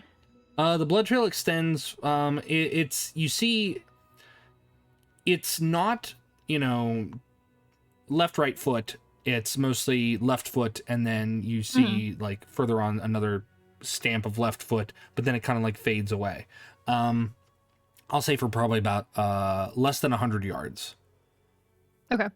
I would like to find the last piece of blood. Can we follow the trail? Yes. Okay, wordlessly, she'll start following the trail, trying to avoid the guard. And when they get to that last little piece of blood, how dry is it? Well, you guys spent a little bit trying to recover. Yeah. It's fairly dried because again, the sun's been both suns have been beating down on this. So it's fairly dry by now. But it's not untrackable. She's going to she's gonna kneel down. She's going to scratch a little bit off and then put it in her mouth. I knew it. I also apparently am cutting out, so 1 second. No, Ah! ah! Let's see if that fixes it. Do I get any sort of vibe of what kind of creature this is based on the blood? Well, that depends. Have you fed on dwarves before? I say as I give you exactly what it is. Oh, no, you can trust me. Who did I bite at the top?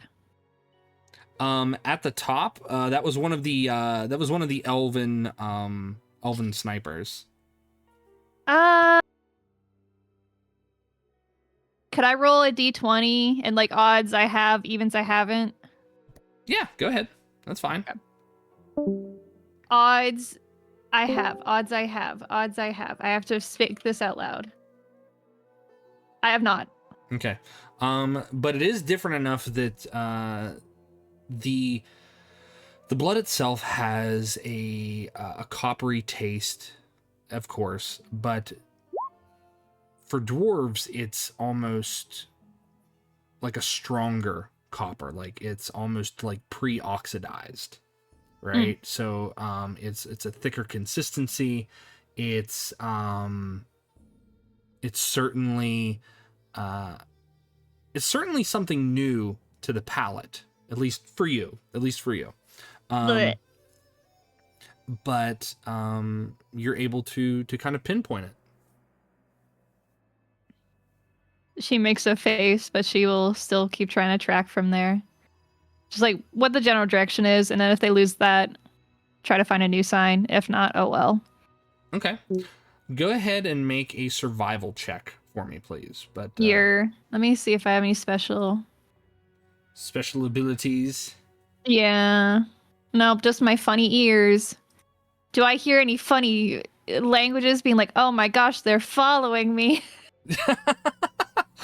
We, 7. Go ahead and make a perception check with your ears to see if you hear anyone saying. Yay! They're gonna find me. Ears. Hiding in this box and they'll never find me. 17. 17. 17 are hiding in this box. They'll never find me. Oh my gosh. So actually, in one of the alleyways, less than 20 yards from your current location, you see, you don't see it, you hear it because you're using your ears.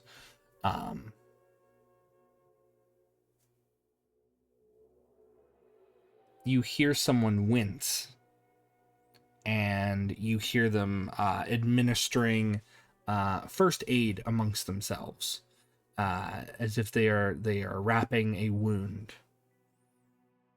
Is it one person or multiple? You only hear one person. I kneel down to Brooke, and I just say the direction that it's in. We should go that way quietly. Quietly? Yeah. I can be quiet. I can be very quiet. With how much blood I saw, can I get an idea of how severe the wounding is? Actually, yes. Make a medicine check. Yippee! I'll just do this. 5. Not really. You're not sure, because the sun has dried a lot of it, so you're not 100% certain. Okay. But during the time in which you've kind of like ventured the market and regathered some things, you've had to go to different portions of different markets within Mobdurat to kind of get the things that you need. In Trader Circle, there was everything you needed, but you couldn't go back there, so you had to go, okay, well, we're going to go to the West Market and get this, but then we have to go to the Low Market to get this, and it was a lot of traveling back and forth over a big area. So around this time, the suns have had time to dry the blood itself and keep you from determining how severe the wounds are. Okay. But you do hear somebody down an alleyway. Yeah. I would like to walk normally. I'm going to use shape water to get a little bit of holy water out. I'm just going to have it floating in the air, like a little, just prepared for something. Okay. And then when I think I get close to where they are, I would like to attempt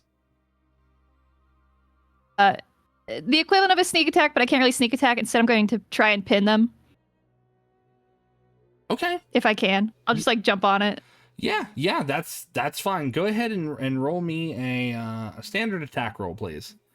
We'll just Yeah. follow a couple paces behind. I will.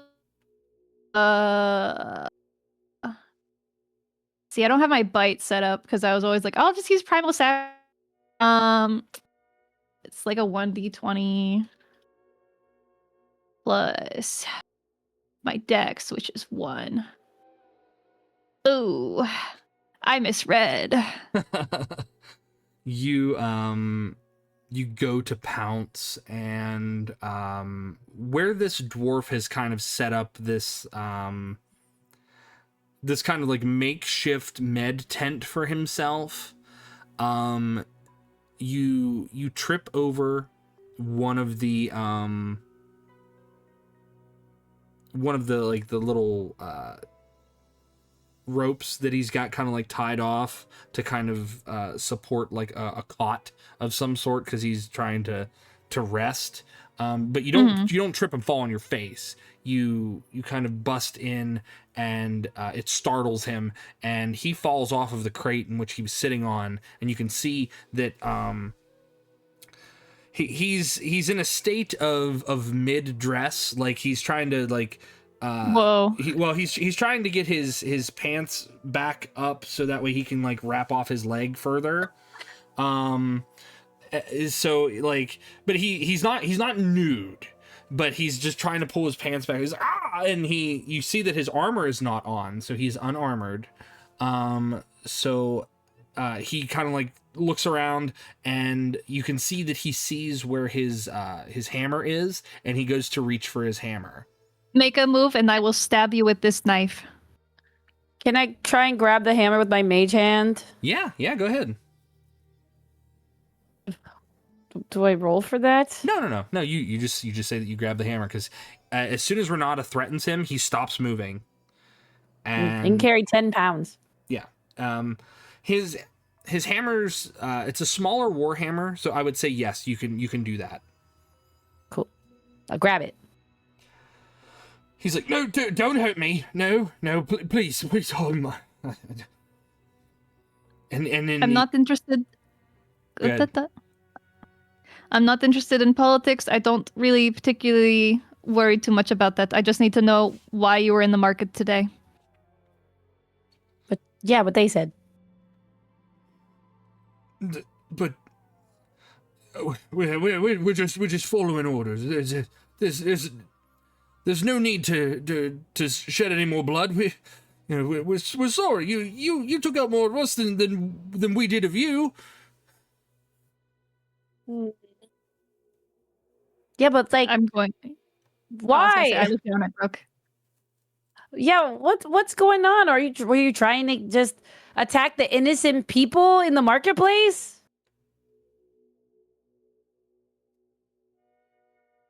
No, we was tasked with stopping you. Why? Kafir says that everyone in House Va needs to bend the knee, and if your agent's a House Va, then you're an enemy, and we was told that we needed to stop you. Brooke just looks at Renata because she knows more about House Va than me. Her face drops.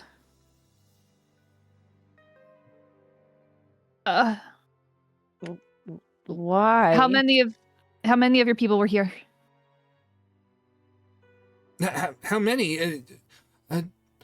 Well, Zagat brought with him about, I'd say half a score, maybe more. Only Zagat. Were there other parties? No, only Sagat. You don't understand. And you see that there is a dart that flies from one of the uppermost buildings. You see that it lands into his neck, and the guy, the dwarf, you see black kind of course along his neck, and it spiders along his cheek and into his eye, and he kind of twitches and begins to rot. As we get a raid, Oh my god! welcome raiders, welcome Ryan. Welcome everyone. Welcome to our campaign, the Third Silence, episode 4. Ryan, how was your stream? What did you do? Can we get a shout out for Ryan, please? I think I could probably do that. I could do this.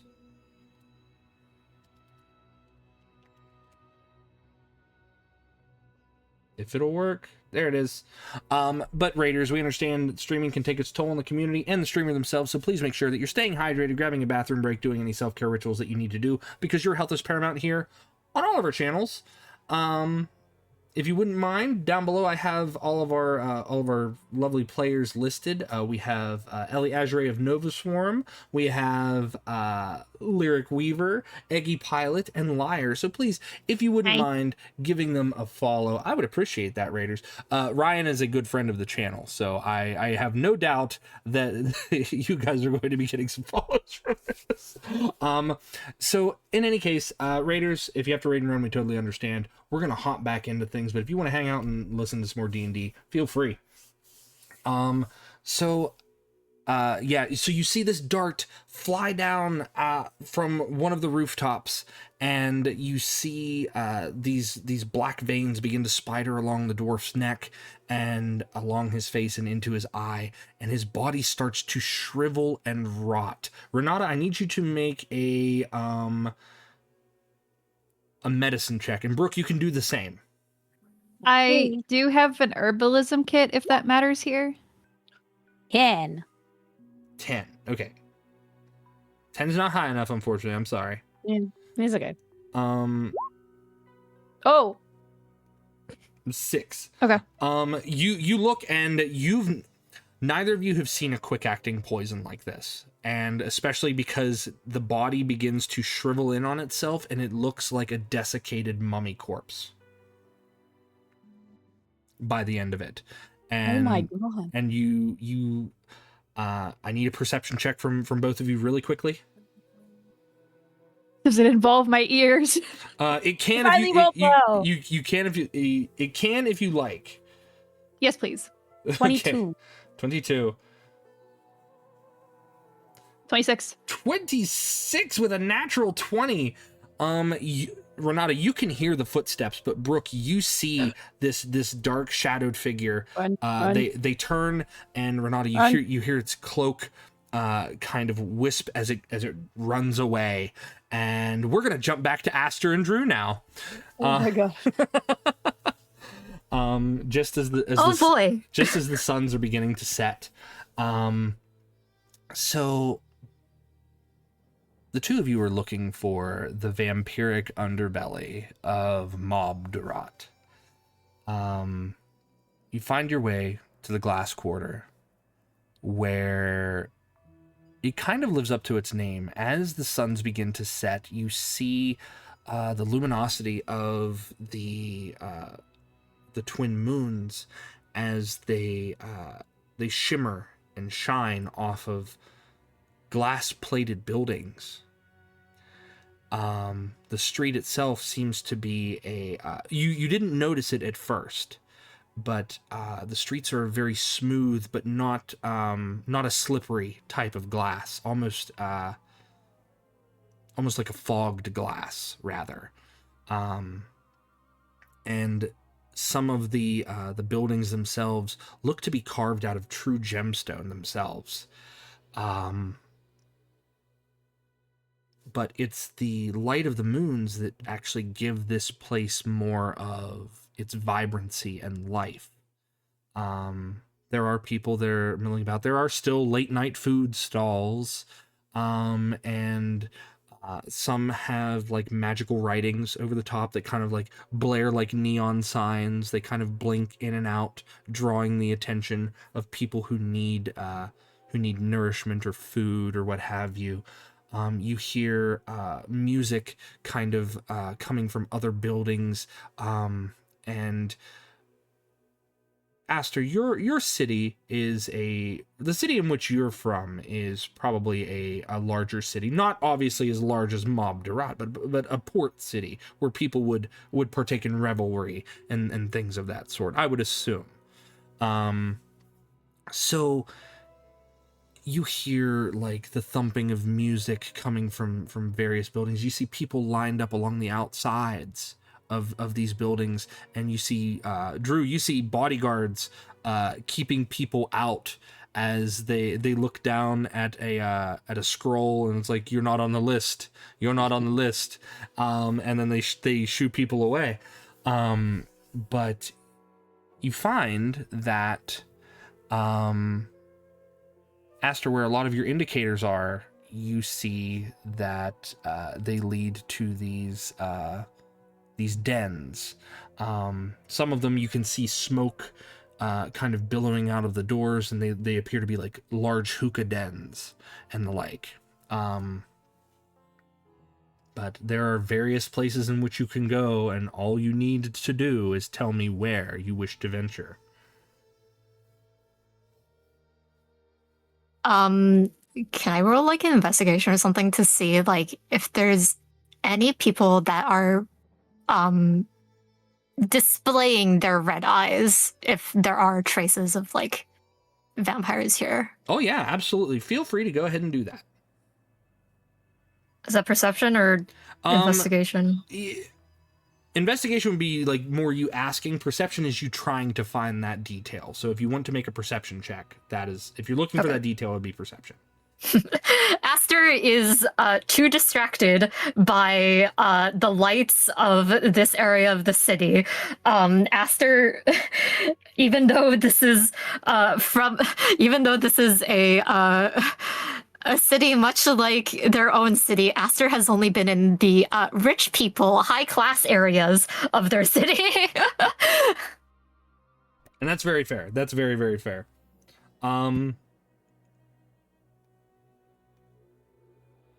As you you are distracted, Drew, what are you doing, my friend? Starting with the, going through here, Drew is a hungry guy, and he's been kind of like, if Aster slows down for a second, he'll swing by a stall and grab food. He's got like 2 or 3 different snacks. Okay. At this point, but since Drew doesn't know what we're looking for exactly, like he's like, in his head, vampire is like, a very like austere person with wings and very visible fangs and stuff. So he's like, I don't know, I don't see any vampires here. But he's gonna make a perception check anyway to see if he can suss out anything that would lead him on that. Okay, fair enough. And that'll be a 7. So, so between the two of you, it seems like the atmosphere of this place is a little overwhelming. And it takes a lot to get used to. A lot of it is like sound and sensory overload. And instinctually, for Aster and Drew in two different fields, right? It makes sense to make things distracting, because a distracted person isn't expecting to be jumped by anyone. They're not expecting an ambush. A distracted person is liable to make mistakes and the like. So this neon glass area is almost a perfect feeding ground for stuff like that. All it would take is someone to be further and fully distracted. As Drew, as you're looking around, you are more focused on the food. It's like, man, this food is still good. So there's there's fried sausages on sticks, and you see that there are more of those large turkey legs, or the ostrich legs that you'd had before. You're like, ooh, Delicious. So, but Aster, as you're kind of milling about, you see standing outside what appears to be like what you would assume would be like a tenement or an apartment building of some sort. You see someone who's taking a drag of a very long cigarette in one of those stick holders. I don't know what those are called. If anyone does, The fancy, the fancy long like cigarette like pipe thingies, yeah. Exactly. Yes. But you see someone standing outside. It's a woman. She has very sun-kissed looking skin. Her hair is a very short black bob. She's wearing a high-collared shirt and long slacks that end at a pair of very violently pointed high heels. And she takes a brief puff of the cigarette, and she says, "Are you lost?" Lost? No, more so taking in the sights. Although I wouldn't say no to some company and some helpful advice of where to find good company, a good bite, maybe some good red wine. Need you to make a sleight of hand check.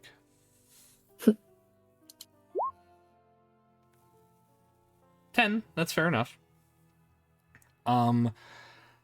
This individual also, she picks up on what you're putting down, and she smiles, and when she does, she kind of turns her head a little bit as she flicks the ash off the tip of her cigarette, and you see the elongated canine of one of her teeth.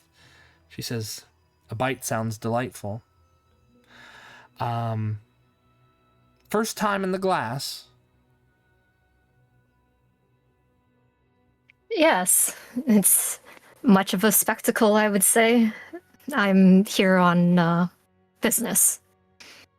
Ah, well, from your tastes, I would have assumed you were here for pleasure and not business, but either way, sometimes the two can coincide. She says, "If you're in the mood for something, let's chat." And she makes a motion, and as she does, the door of the tenement building opens up, and she daubs out her cigarette and walks in before you. Do you mind if my companion accompanies us? Oh, the more the merrier. Aster motions to Drew. Drew, come on. Yep, it'll just follow in. And yeah, Aster follows into the building. And she looks back, she goes, "My, he is a tall drink of crimson water, isn't he?" That indeed. That's the first time I've ever heard myself described like that. Well, stick with me, dear. I have a dictionary and a thesaurus, and I can think of many other descriptors for you. And she kind of smiles and walks on. This woman, as you perceive her, is rather tall. I'm talking, she is roughly 6 feet tall, and that is not counting her heels. She is very thin build.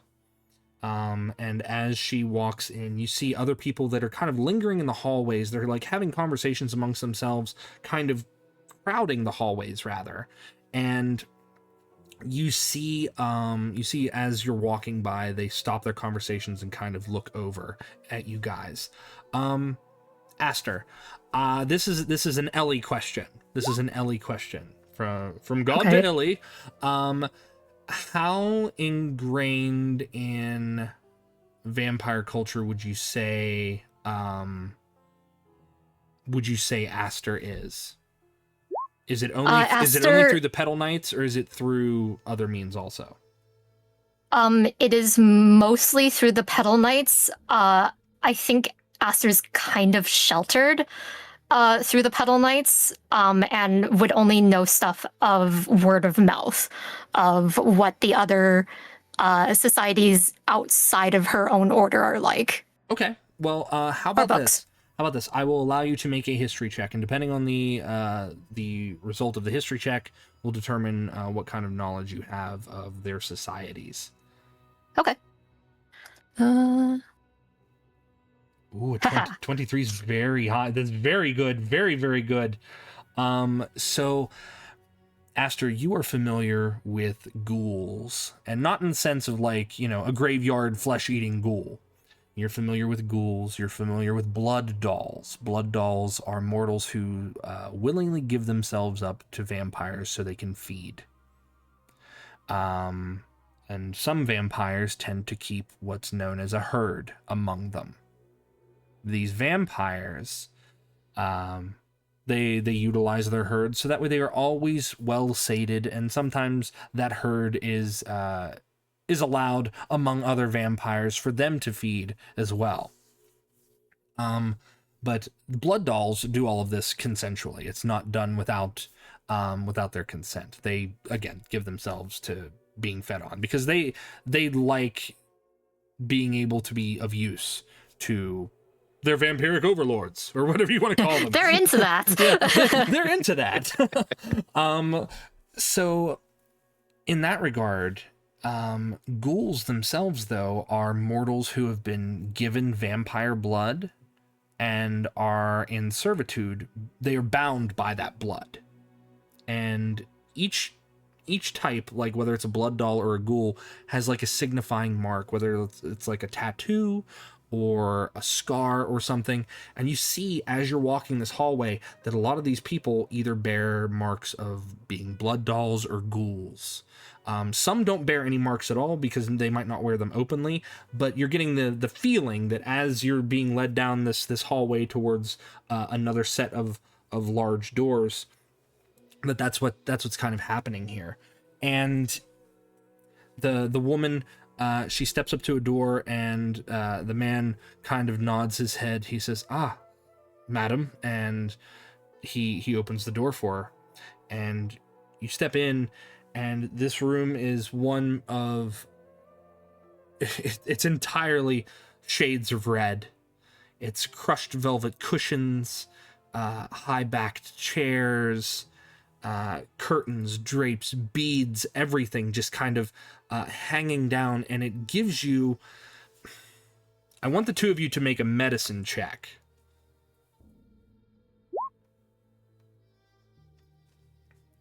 12. 12 and a 13. So between the two of you, the inside here, and it's almost as if the natural airflow in this room moves the curtains in a way. You feel like you're inside of a heart. Just by the way the curtains and things move around you. Like a steady... And the music that plays kind of accompanies that. You hit that, there's a bass note that hits like a heartbeat, and for a moment you feel like your own heartbeats, or lack thereof, kind of sync up to that beat. And she sits down and she says, "You asked for a bite, and I'd be more than willing to share one with you." And she looks to you, Drew. She says, "Does your friend partake?" I do not. He's more of the Sunwalker. Bites Oh, well, some days I miss the decadence of real food when it doesn't turn to ash in my mouth. But welcome to my parlor. You may call me Calypso. Calypso, what a wonderful name. My name is Aster. Charmed, and she holds out her hand. Aster shakes her hand, and with Aster's other hand, she undoes the blindfold to show her red eyes, because this is a safe space.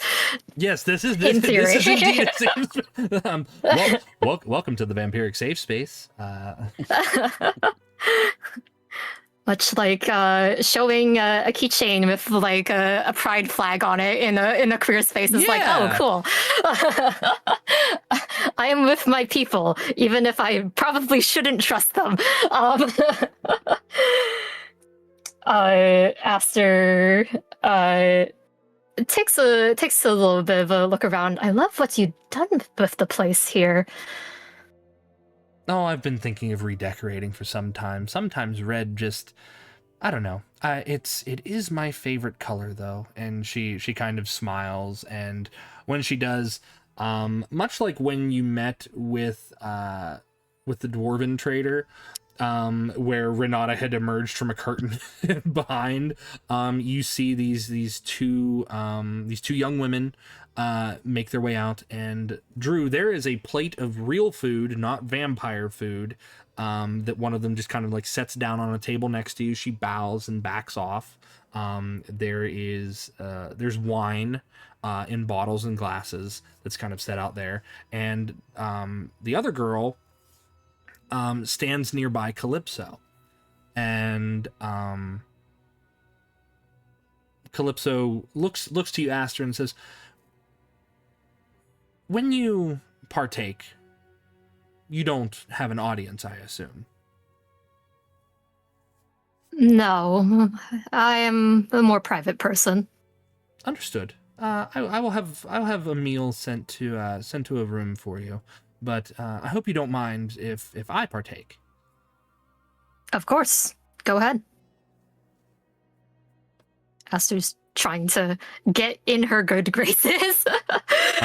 Calypso, she kind of makes a motion, and you see her very slender fingers kind of like the middle and the ring fingers and her thumb wrap around the girl's neck, and kind of like she uses her index finger to crane her head to the right side, and you see her like very quickly, it's almost like a kiss that she kisses this girl's neck, but you can tell that she's feeding, and when it's all done, she licks the wound clean, and the girl is escorted off by the other girl who brought out the food for Drew. And she says, well, I've been starving for a while, but you must tell me, how is it that you've come to find me? Well, I did mention that I was here on a bit of business. House Va has employed my services to find a face of stone in the desert. Oh? Aster's kind of looking at her to see if the mention of House Va means anything Insight to check. her. Okay. 17. 17. Let's see. She has a very good poker face. She has a very good poker face. She doesn't seem to react when you mention House Va. I have contacts that may have tipped me off that there's a vampire waiting at this mysterious face in the desert. And my employer wants us to get rid of said vampire. I am looking for some information. Whatever you would be willing to disclose if you know anything. Well, as you've spent only a little time in our beloved city, you have found yourself within my domain. It's not every day that one gives out information on fellow kindred, but if what you're saying is your employer wants to eliminate one of our kind, and when she says our kind, she looks at you, Aster. I want you to make one more insight check. 22. You can tell when she says our kind, she's not including you.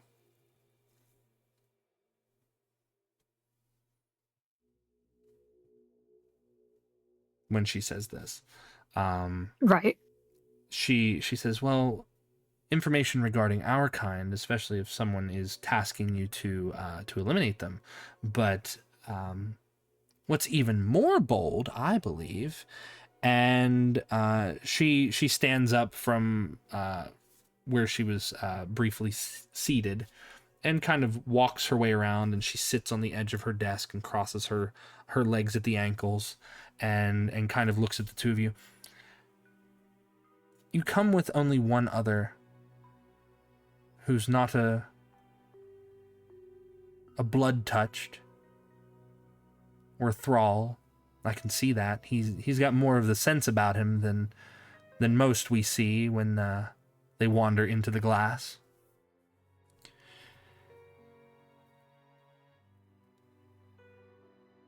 You come here with the pretense that the information given is going to have a small price, but you're not a dumb woman. I don't believe you're a dumb woman. You don't have that look about you, don't have that air about you. And while your companion may seem large and brutish, I assume he's not lacking in intelligence either. He wouldn't have accompanied you this far knowing the dangers that might await him here as someone who is more of a delectable morsel and a large red target. I respect the power balance of a society and a city. I came here willingly, knowing the risks, wanting to, I guess, say hello to whoever may have hold of this area. I assume that whoever may be lurking at this mysterious face of stone is not one that is in power. And I wanted information to know if... Hang on, this is an Elly thing of like, what am I even like wanting to know here? No. It's all right. It's all right.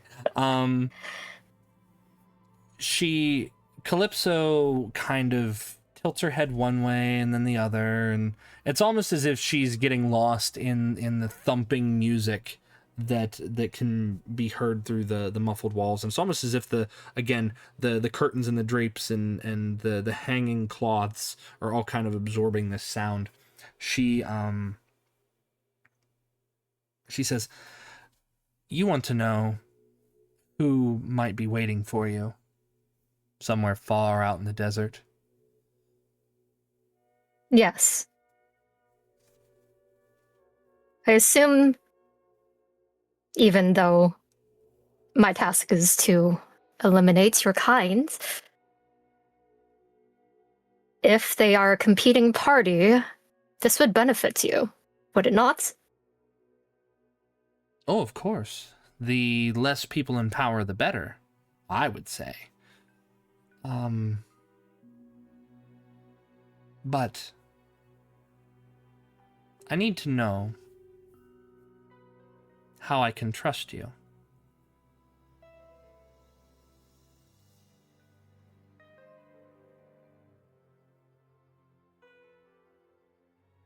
What sort of direction would you suggest, my lady?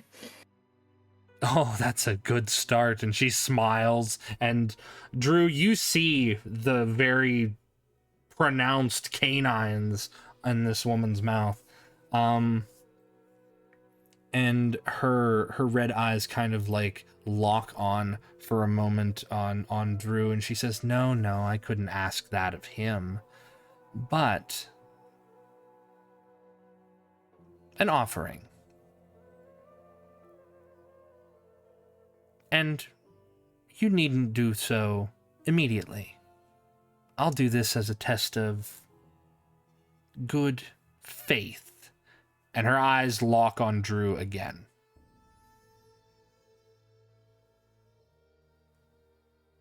Drew this whole time sitting in here has gone from like goofy going around to combat mode, like locked in as soon as we walked in here. And now he is like furrowing his brow at this woman. He looks very uncomfortable.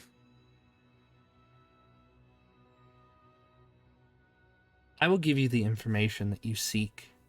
Aster. Lovely, lovely Aster, who can walk in the day. I will give you the information that you seek about what awaits at this face. But in return, when and if you return, you provide me with someone. I don't mind who. I'm not picky. Call it a blood price. A new pet? A new pet, a new doll, something to amuse me for a time until I no longer need them. I need an insight check from both Drew and Aster. Okay.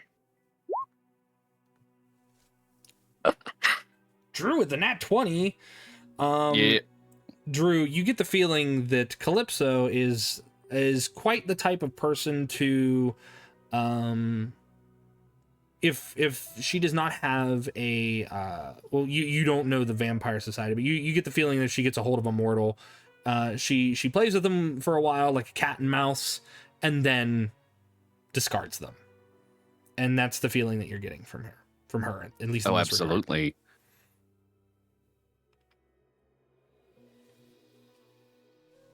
Yeah, this is a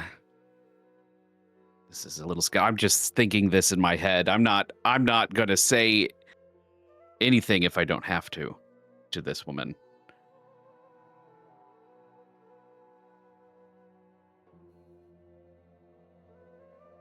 Aster has very expressive eyes when they're not wearing the blindfold or the mask. Yeah. Aster's eyes show even to, or no, they show to Calypso. Aster does have a moment of like hesitation. Her eyes widen for a second at the mention of having to bring her another blood doll. But Aster's eyes then dart to the ground, like thinking and considering. And then she looks back at Calypso and sticks her hand out again. I believe I would like to make this deal. And she smiles again. She takes your hand. And as you take her hand, she kind of nudges herself off of her desk and walks a little closer. And she holds her hand up to your mouth. while still holding yours. Am I supposed to bite her? No, she's wanting you to kiss her. Okay. She's wanting you to Okay. kiss her. I'm like, wait. What? No, don't bite a vampire. That's how you turn into a ghoul. No, do that. Aster kisses the hand as a good knight would. Of course, and she would expect nothing less. And she kind of smiles. She says, "Well, allow me to get you that information." And we're going to cut back to Brooke and Renata now. Brooke, Renata, the two of you have seen this supposed assassin that has eliminated probably your only lead. Renata, you hear them as they run away with your super keen ears, and Brooke, you see them. They are around medium height. You got a really decent look at them, even as the suns were setting. It's almost as if the both suns adapted a corona of light around the figure to give you the proper amount of illumination to discern some details. Not all details, but some details. So what did the two of you do? Wait, Yeah, are start there any chasing. more? Wait, are there any more details? They're you said medium build.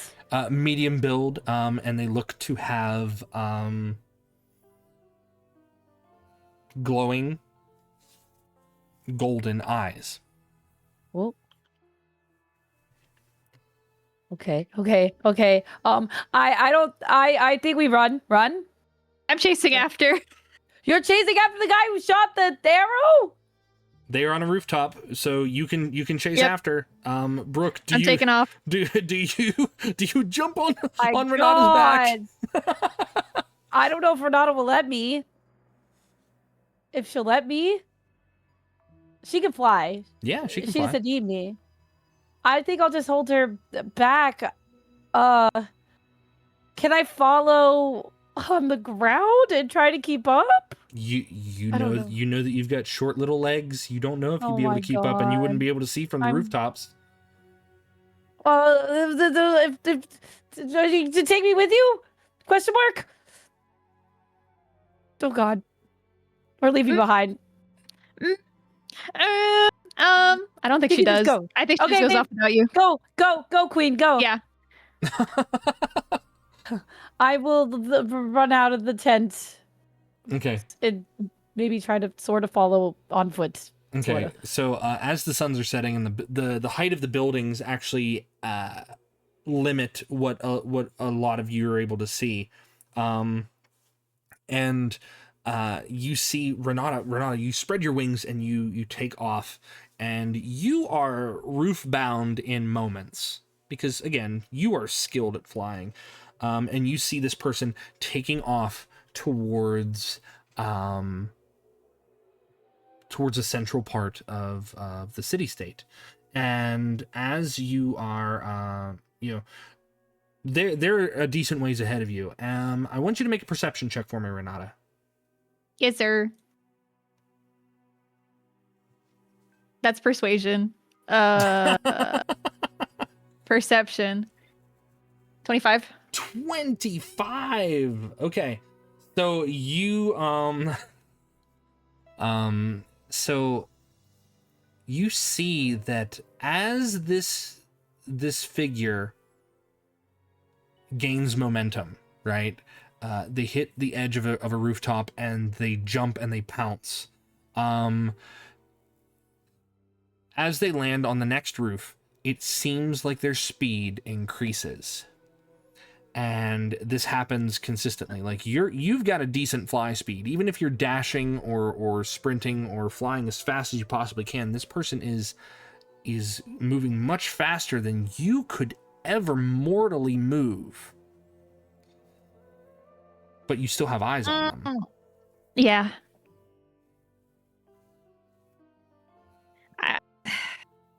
Her first instinct is to try and keep up.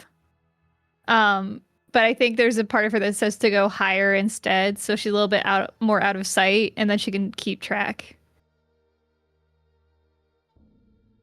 and like follow the path. Okay. As you're trying to keep up, the figure makes a sharp left and continues on. Renata, are you paying attention to where you're flying, or are you following the figure? I'm gonna make a wisdom check. Okay. Low, no. She's not paying attention. She's trying to pay attention, I would say, with a 16. Okay.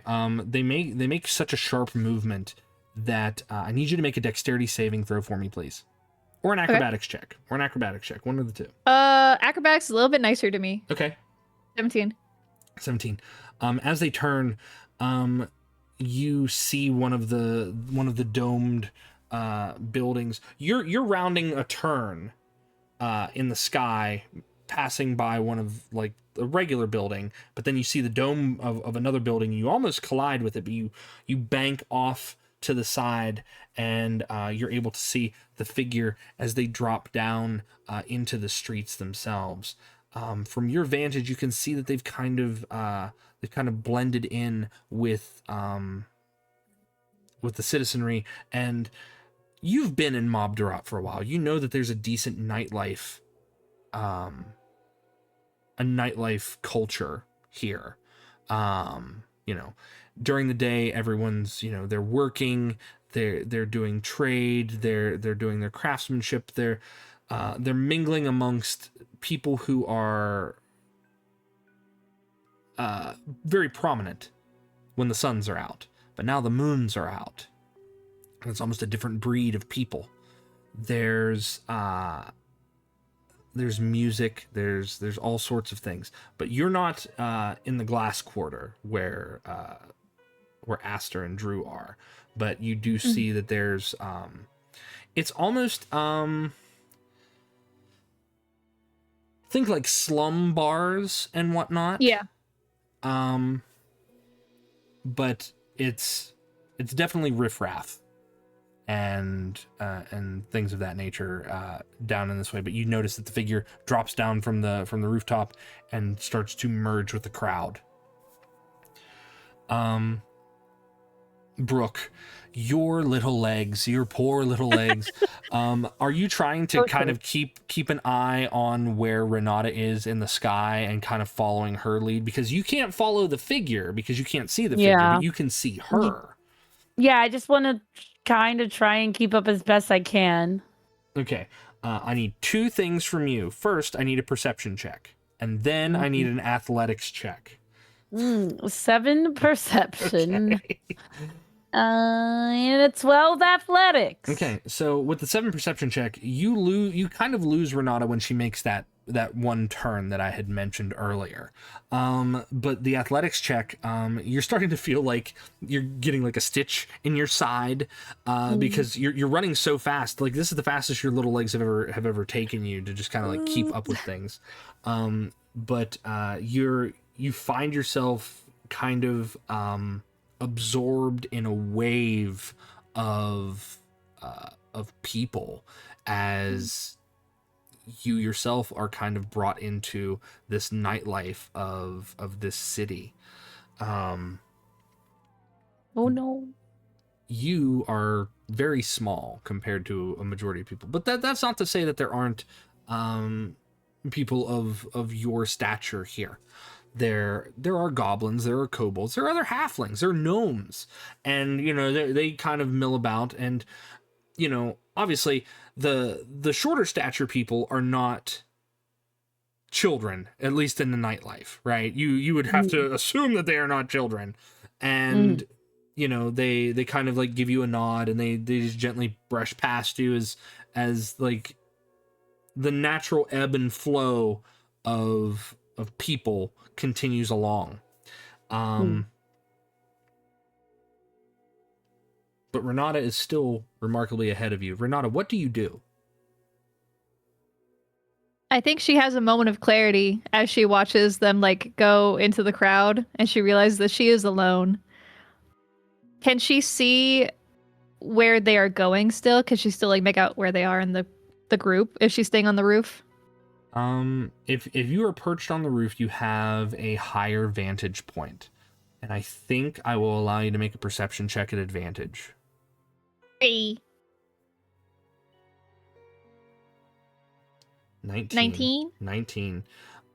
You see that they duck into one of these buildings, but in fact, this is what you see. Your eyes focus on a long line of people waiting outside of what appears to be a music club of sorts, and the line wraps around the building. You see as they drop down into the crowd, they make their way up, and you notice that they sneak in right behind the bodyguard and get right into this building. But you're able to witness all of that happen with a 19. It's at that point, Brooke, you are running. I need you to make another perception check for me, please, Brooke. Well, she is wheezing and out of breath, and I got a 10 perception All right, check. a 10. You bump right into someone, and you push them into the person in front of them, and push them into another person in front of them, and they're like, "Hey, watch it!" Oh, sorry. And they kind of look down at you, and then they roll their eyes. But Brooke, you can hear this this rhythmic thumping of music coming from the building that you're standing next to, and you don't see Renata, but Renata, with your 19, you see the figure dart into this music club, and as you're kind of, maybe you're resigning yourself to, oh, they've gone in there, maybe I can corner them there, or anything of that nature. I don't want to presume what you were doing, but you do notice that at the back end of this long line of people waiting to get in is Brooke. I'm just kind of There's Brooke. stumbling around. Her ears kind of like pin back for a moment. And then she'll try and climb down to a quieter part and then make her way over to Brooke. A lot of the people in line kind of give you some eyes, like, yeah, back of the line, go on, back of the line. Do I see Renata? Do I have enough sense? I would Renata say would approach. I would say you have Okay. enough sense, yeah. So if she would approach you, yeah. Oh my goodness. There you are. I tried to keep up. I'm not very good at that. She'll crouch What down. happened? Okay, They went inside. walk off. Okay, they went inside. Oh, this is a long line. Are we also going inside, or are we gonna cut our losses here? You can see well enough. Her eyes are darting back and forth. It does not seem like she knows what she wants to do here. She actually looks conflicted. Well, I thought you didn't really care about where these people came from. So why the entrance now? I need to make sure Va is okay. Oh, okay. I understand. So, what do you want to do? You want to go in? Report back?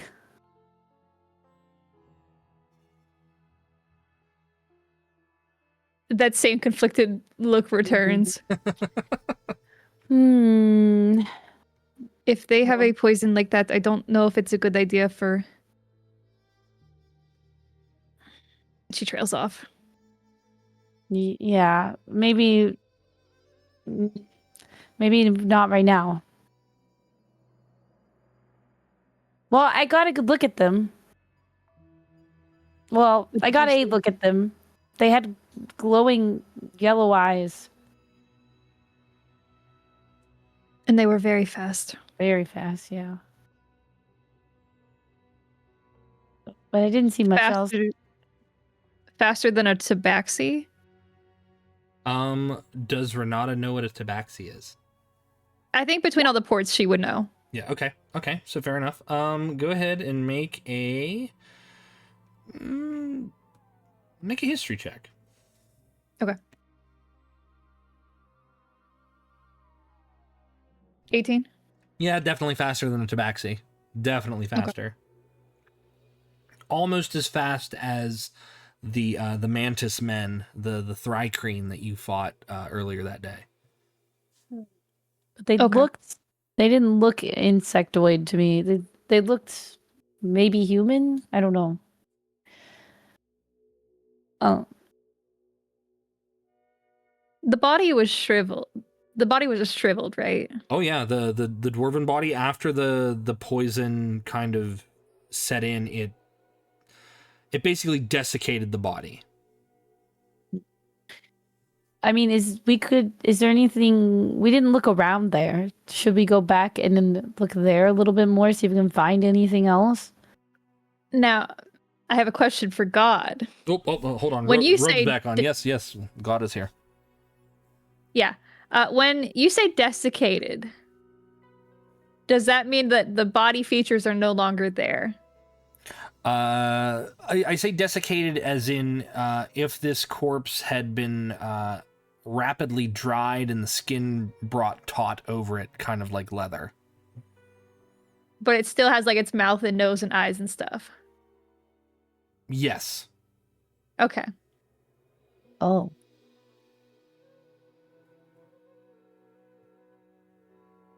I don't think they expected me to be here, truly. We can go back, and then I need to head straight to Va. Okay. I will walk this time. Wait, you want to go back and look through the tent? Yeah. Okay. Yeah, let's do that. Okay. You venture back to the area where the dwarf had been, and the corpse is still there. It is right where it had lain before. Its hands have kind of like curled up almost in like in a defensive way. But you see like the fingers themselves are shriveled and gnarled. And it just continues to lay there. Hmm. Do we see any bags or belongings we could look through? Yes, actually. Nearby are several personal effects. And you see that there is indeed his armor, which he's had to kind of like strip off in order to tend to his wounds. But you also see on one of his like tabards a crimson lion. Oh. Interesting. Okay. Among those effects are some pieces of parchment, and some of them are rather irrelevant. And I'm gonna kind of like hand wave this and give this to you guys here, because I assume you'd be taking your time with it. Mhm. You see a note that reads, "Make sure that once the bat is taken care of, you are not to harm them, you are to bring them in. When you bring them in, we will mark them and have them find what we require at the face." Oh. Whoa. As far as Delim is concerned, they'll likely find him soon. But when you find him, do not offer him quarter. Kafir wants his head.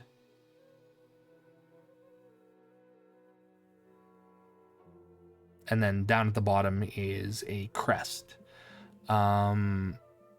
Renata, you are familiar enough in these lands from, you're not native here, but you've been in the lands long enough to know the sigils of the Sorcerer Kings. And you see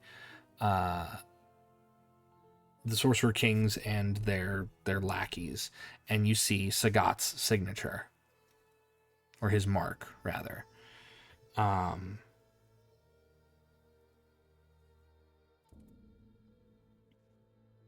then you hear in your minds, the two of you, I wonder who'll get there first.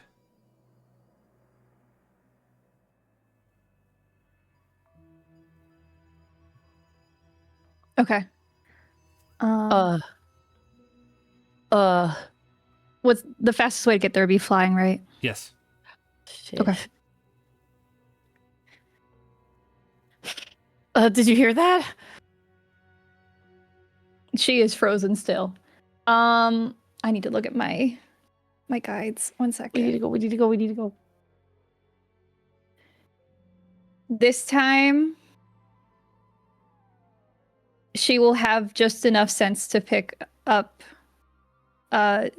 see if she can pick up Brooke. I'm light. She is very light. That is true. Okay. All right. Renata, you pick up Brooke. What now?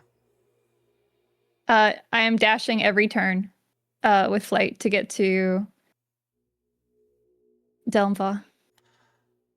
You get to Delum's home. The lights are still on. You see the faint lantern light within. The front door itself is broken.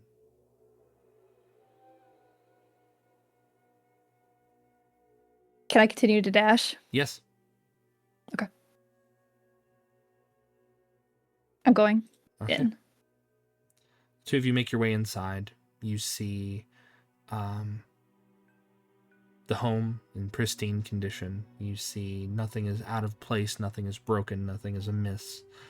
You rush to the study where you had sat upon plush cushions, walls lined with multitudes of books and tomes, and laying on the floor, a spilled glass of wine upon the plush carpets.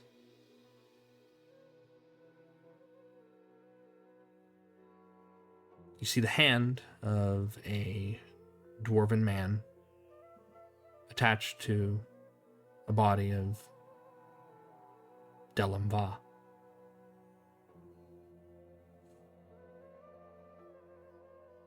There's a trail of blood that leads from behind his chair, that leads behind the curtain.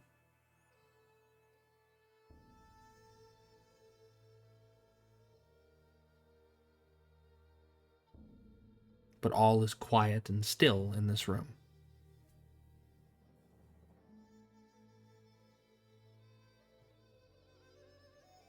Is there any breathing except for me and Brooke? You two are the only ones breathing in this room. Do I hear anything behind the curtain? You do not. Actually, I will say, you do hear something. You hear a faint drip, drip, drip.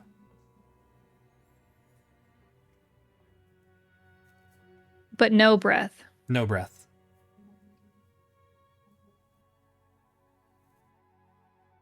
Do I know what's behind the curtain? Because I came out. Is it just like another room? Yeah, it's just another room.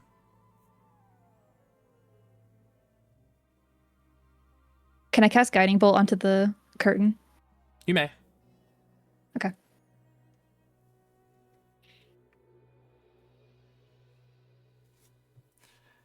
This will not use a spell slot because of my star stuff. Okay. So you cast Guiding It Bolt, and the bolt goes wide. the bolt courses. No, I'm gonna give this to you. I'm giving this to you. Okay.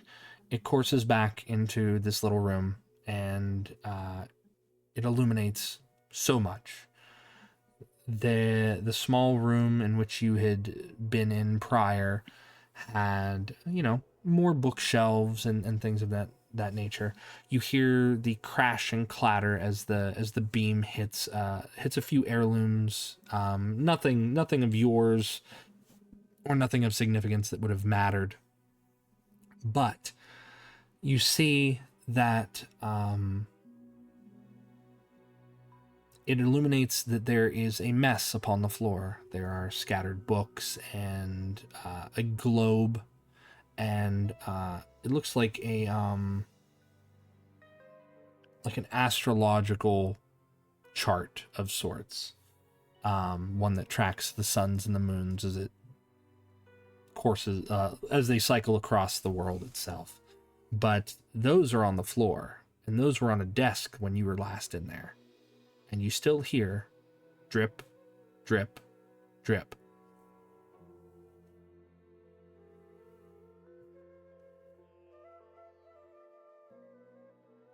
She's going to, against better judgment, run and open the curtain.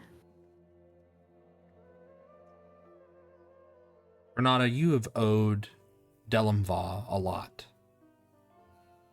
He's done a lot for you to get you the information you needed. He's done a lot to ensure that you were comfortable here in Mobdurat, a land far, far from your own home. And against your better judgment, you open the curtain, and you see, atop the shelf,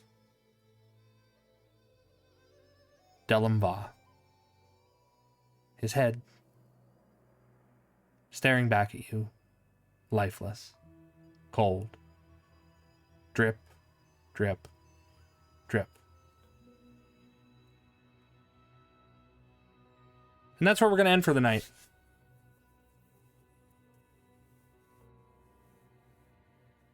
Oh no. My God. What have we gotten ourselves into? You guys got the sexy half of the adventure. It's not fair. I'm not having any fun. I don't feel safe. I mean, it does come with the territory of vampires. I'm just saying. This is not a safe space. This space is actively hostile to me. It's like you go to rest, and it's like you can't rest while enemies are nearby. No. Poor Drew.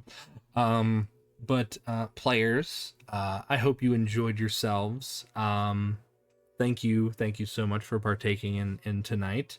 As far as we know, the 6th is the next day in which we are slated to play again. Is that a good day for everyone? Yes or no? Yes. Maggie, does that work for me? Yes. Okay. Should be good. Okay. Liar, you said yes, tentatively, maybe? I don't know. I guess. Probably. If anything changes, let us know. Yeah. Elly, are you good for that day, supposedly? Assuming no... Oh, yes, I am. Okay, cool. So, I'm going to go through really quick and thank everybody, because we got a bunch of new follows. Actually, thanks to you guys, I hit 1,300 followers. Thank you, everybody. That's awesome. Let's go. Let's go. But Frost Hellhound, thank you for the follow. Lubar VT, thank you for the follow. Welcome everybody. Ryan, thank you for the raid. Lord Madrick, thank you for the follow. Dragon Scribe Prime, thank you for the follow. Colorful Abyss Gaming, thank you for the follow. Homebrew Homestead, thank you for the follow. Star Doge 1, thank you for the follow. Eggy and Lyric, thank you for the resubs. And Gigantified emote. Thank you, Automatic J, for the gigantified emote. For 30 bits. Thank you. But as we know, we play this one every other week, so you can catch the VODs on the YouTube channel here. The character token art and the overlays that we use here were done by the amazing Elly Azurea of Nova Swarm. So please give Elly a follow if you are able to, and want to see more of that art.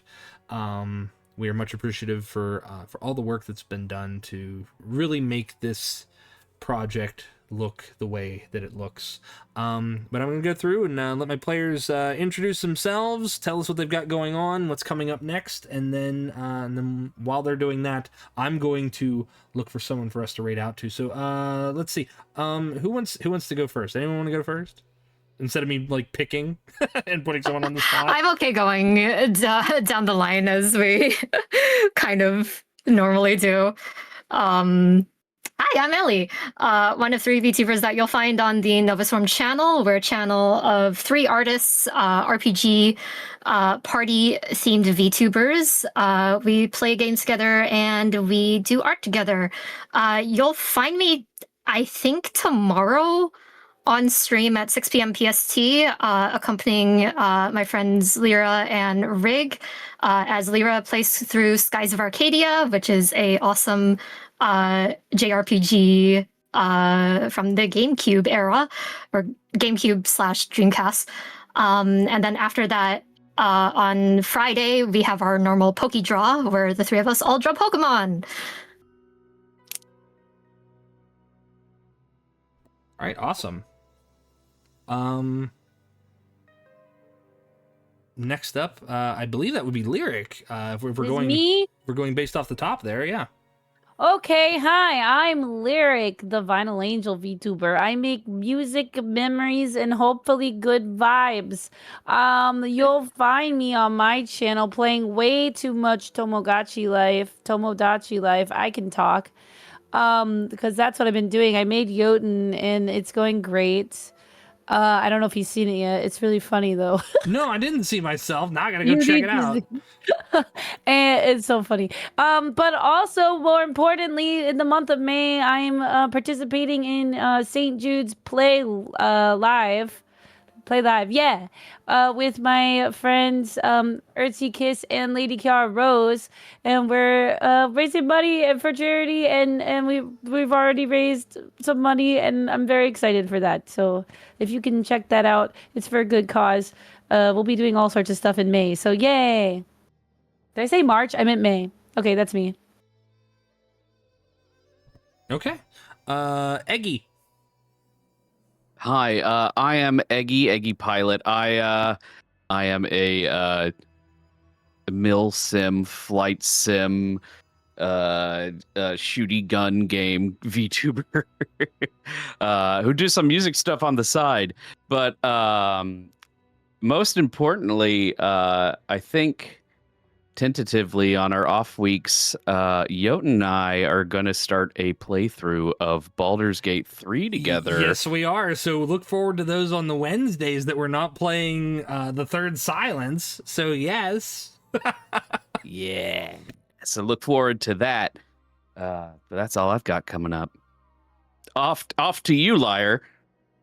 Hi, I'm your second-rate hero, #1 wandering VTuber, and recently orphaned because Jotun just killed my father figure, liar. I play a lot of story content games. I like story RPGs, and I like roleplay content. Specifically this Friday, if I am lucky, I will be participating in the Lodestar GTA roleplay server where they are having LARP Day. So if you like D&D, you're probably going to like LARP Day, where I pretend to be a GTA character doing roleplay. I'm roleplaying a roleplayer. A roleplayer, roleplaying a And I'm roleplayer, going to roleplaying cry. a roleplayer. Sorry, I cut you off. I'm sorry. You're good. I'm in tears. Goodbye forever. Oh no. I've traumatized my players. You far, killed far my too much. father! Figure. You killed my father. Prepare to die. you can totally Inigo Montoya me after the campaign, liar. I'm okay with that. I will be the 6-fingered man, and then you can just like put me to rest. Okay, everyone say thank you and goodbye forever to Jotun. Yeah, thank you. Goodbye. I'm dead. And for those of you who don't know, I'm Jotun Redwulf, Viking VTuber, professional dungeon master, and my normal spiel is I play games like Baldur's Gate, which I will be playing with Eggy on our off Wednesdays. We'll have some fun things planned for that. And for those who want to catch us as we do our campaigns, I have a weekly Monday campaign, Parable of Memory, which you can find on the YouTube channel. We have a bi-weekly Tuesday game, Lore Breaker. And we have our bi-weekly Wednesday game, which will shift eventually to Tuesdays at some point. I'm not sure when. We're seeing how the schedule goes and how far, how much. Basically, it's how much Liar is willing to put up with me as her DM.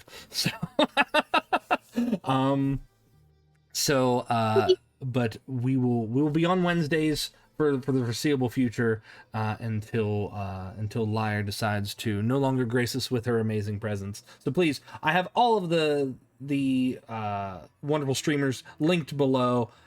Please give them a follow. We are going to raid into I've never seen their content before, but they are playing D&D. Samasa Plays Games. I might be saying their name wrong, and if I am, I do apologize. But they're playing D&D, and they're a group of YouTubers, it looks like. So let's spread the love. So friends, thank you all so much, players. Thank you, chat. Thank you, everyone. I don't have anything else to say, I don't believe. So other than stay safe, eat well, stay hydrated, and we'll catch you guys in the next one. Say bye, everybody. Bye, Bye, everybody. Bye, everybody. Bye-bye. Bye.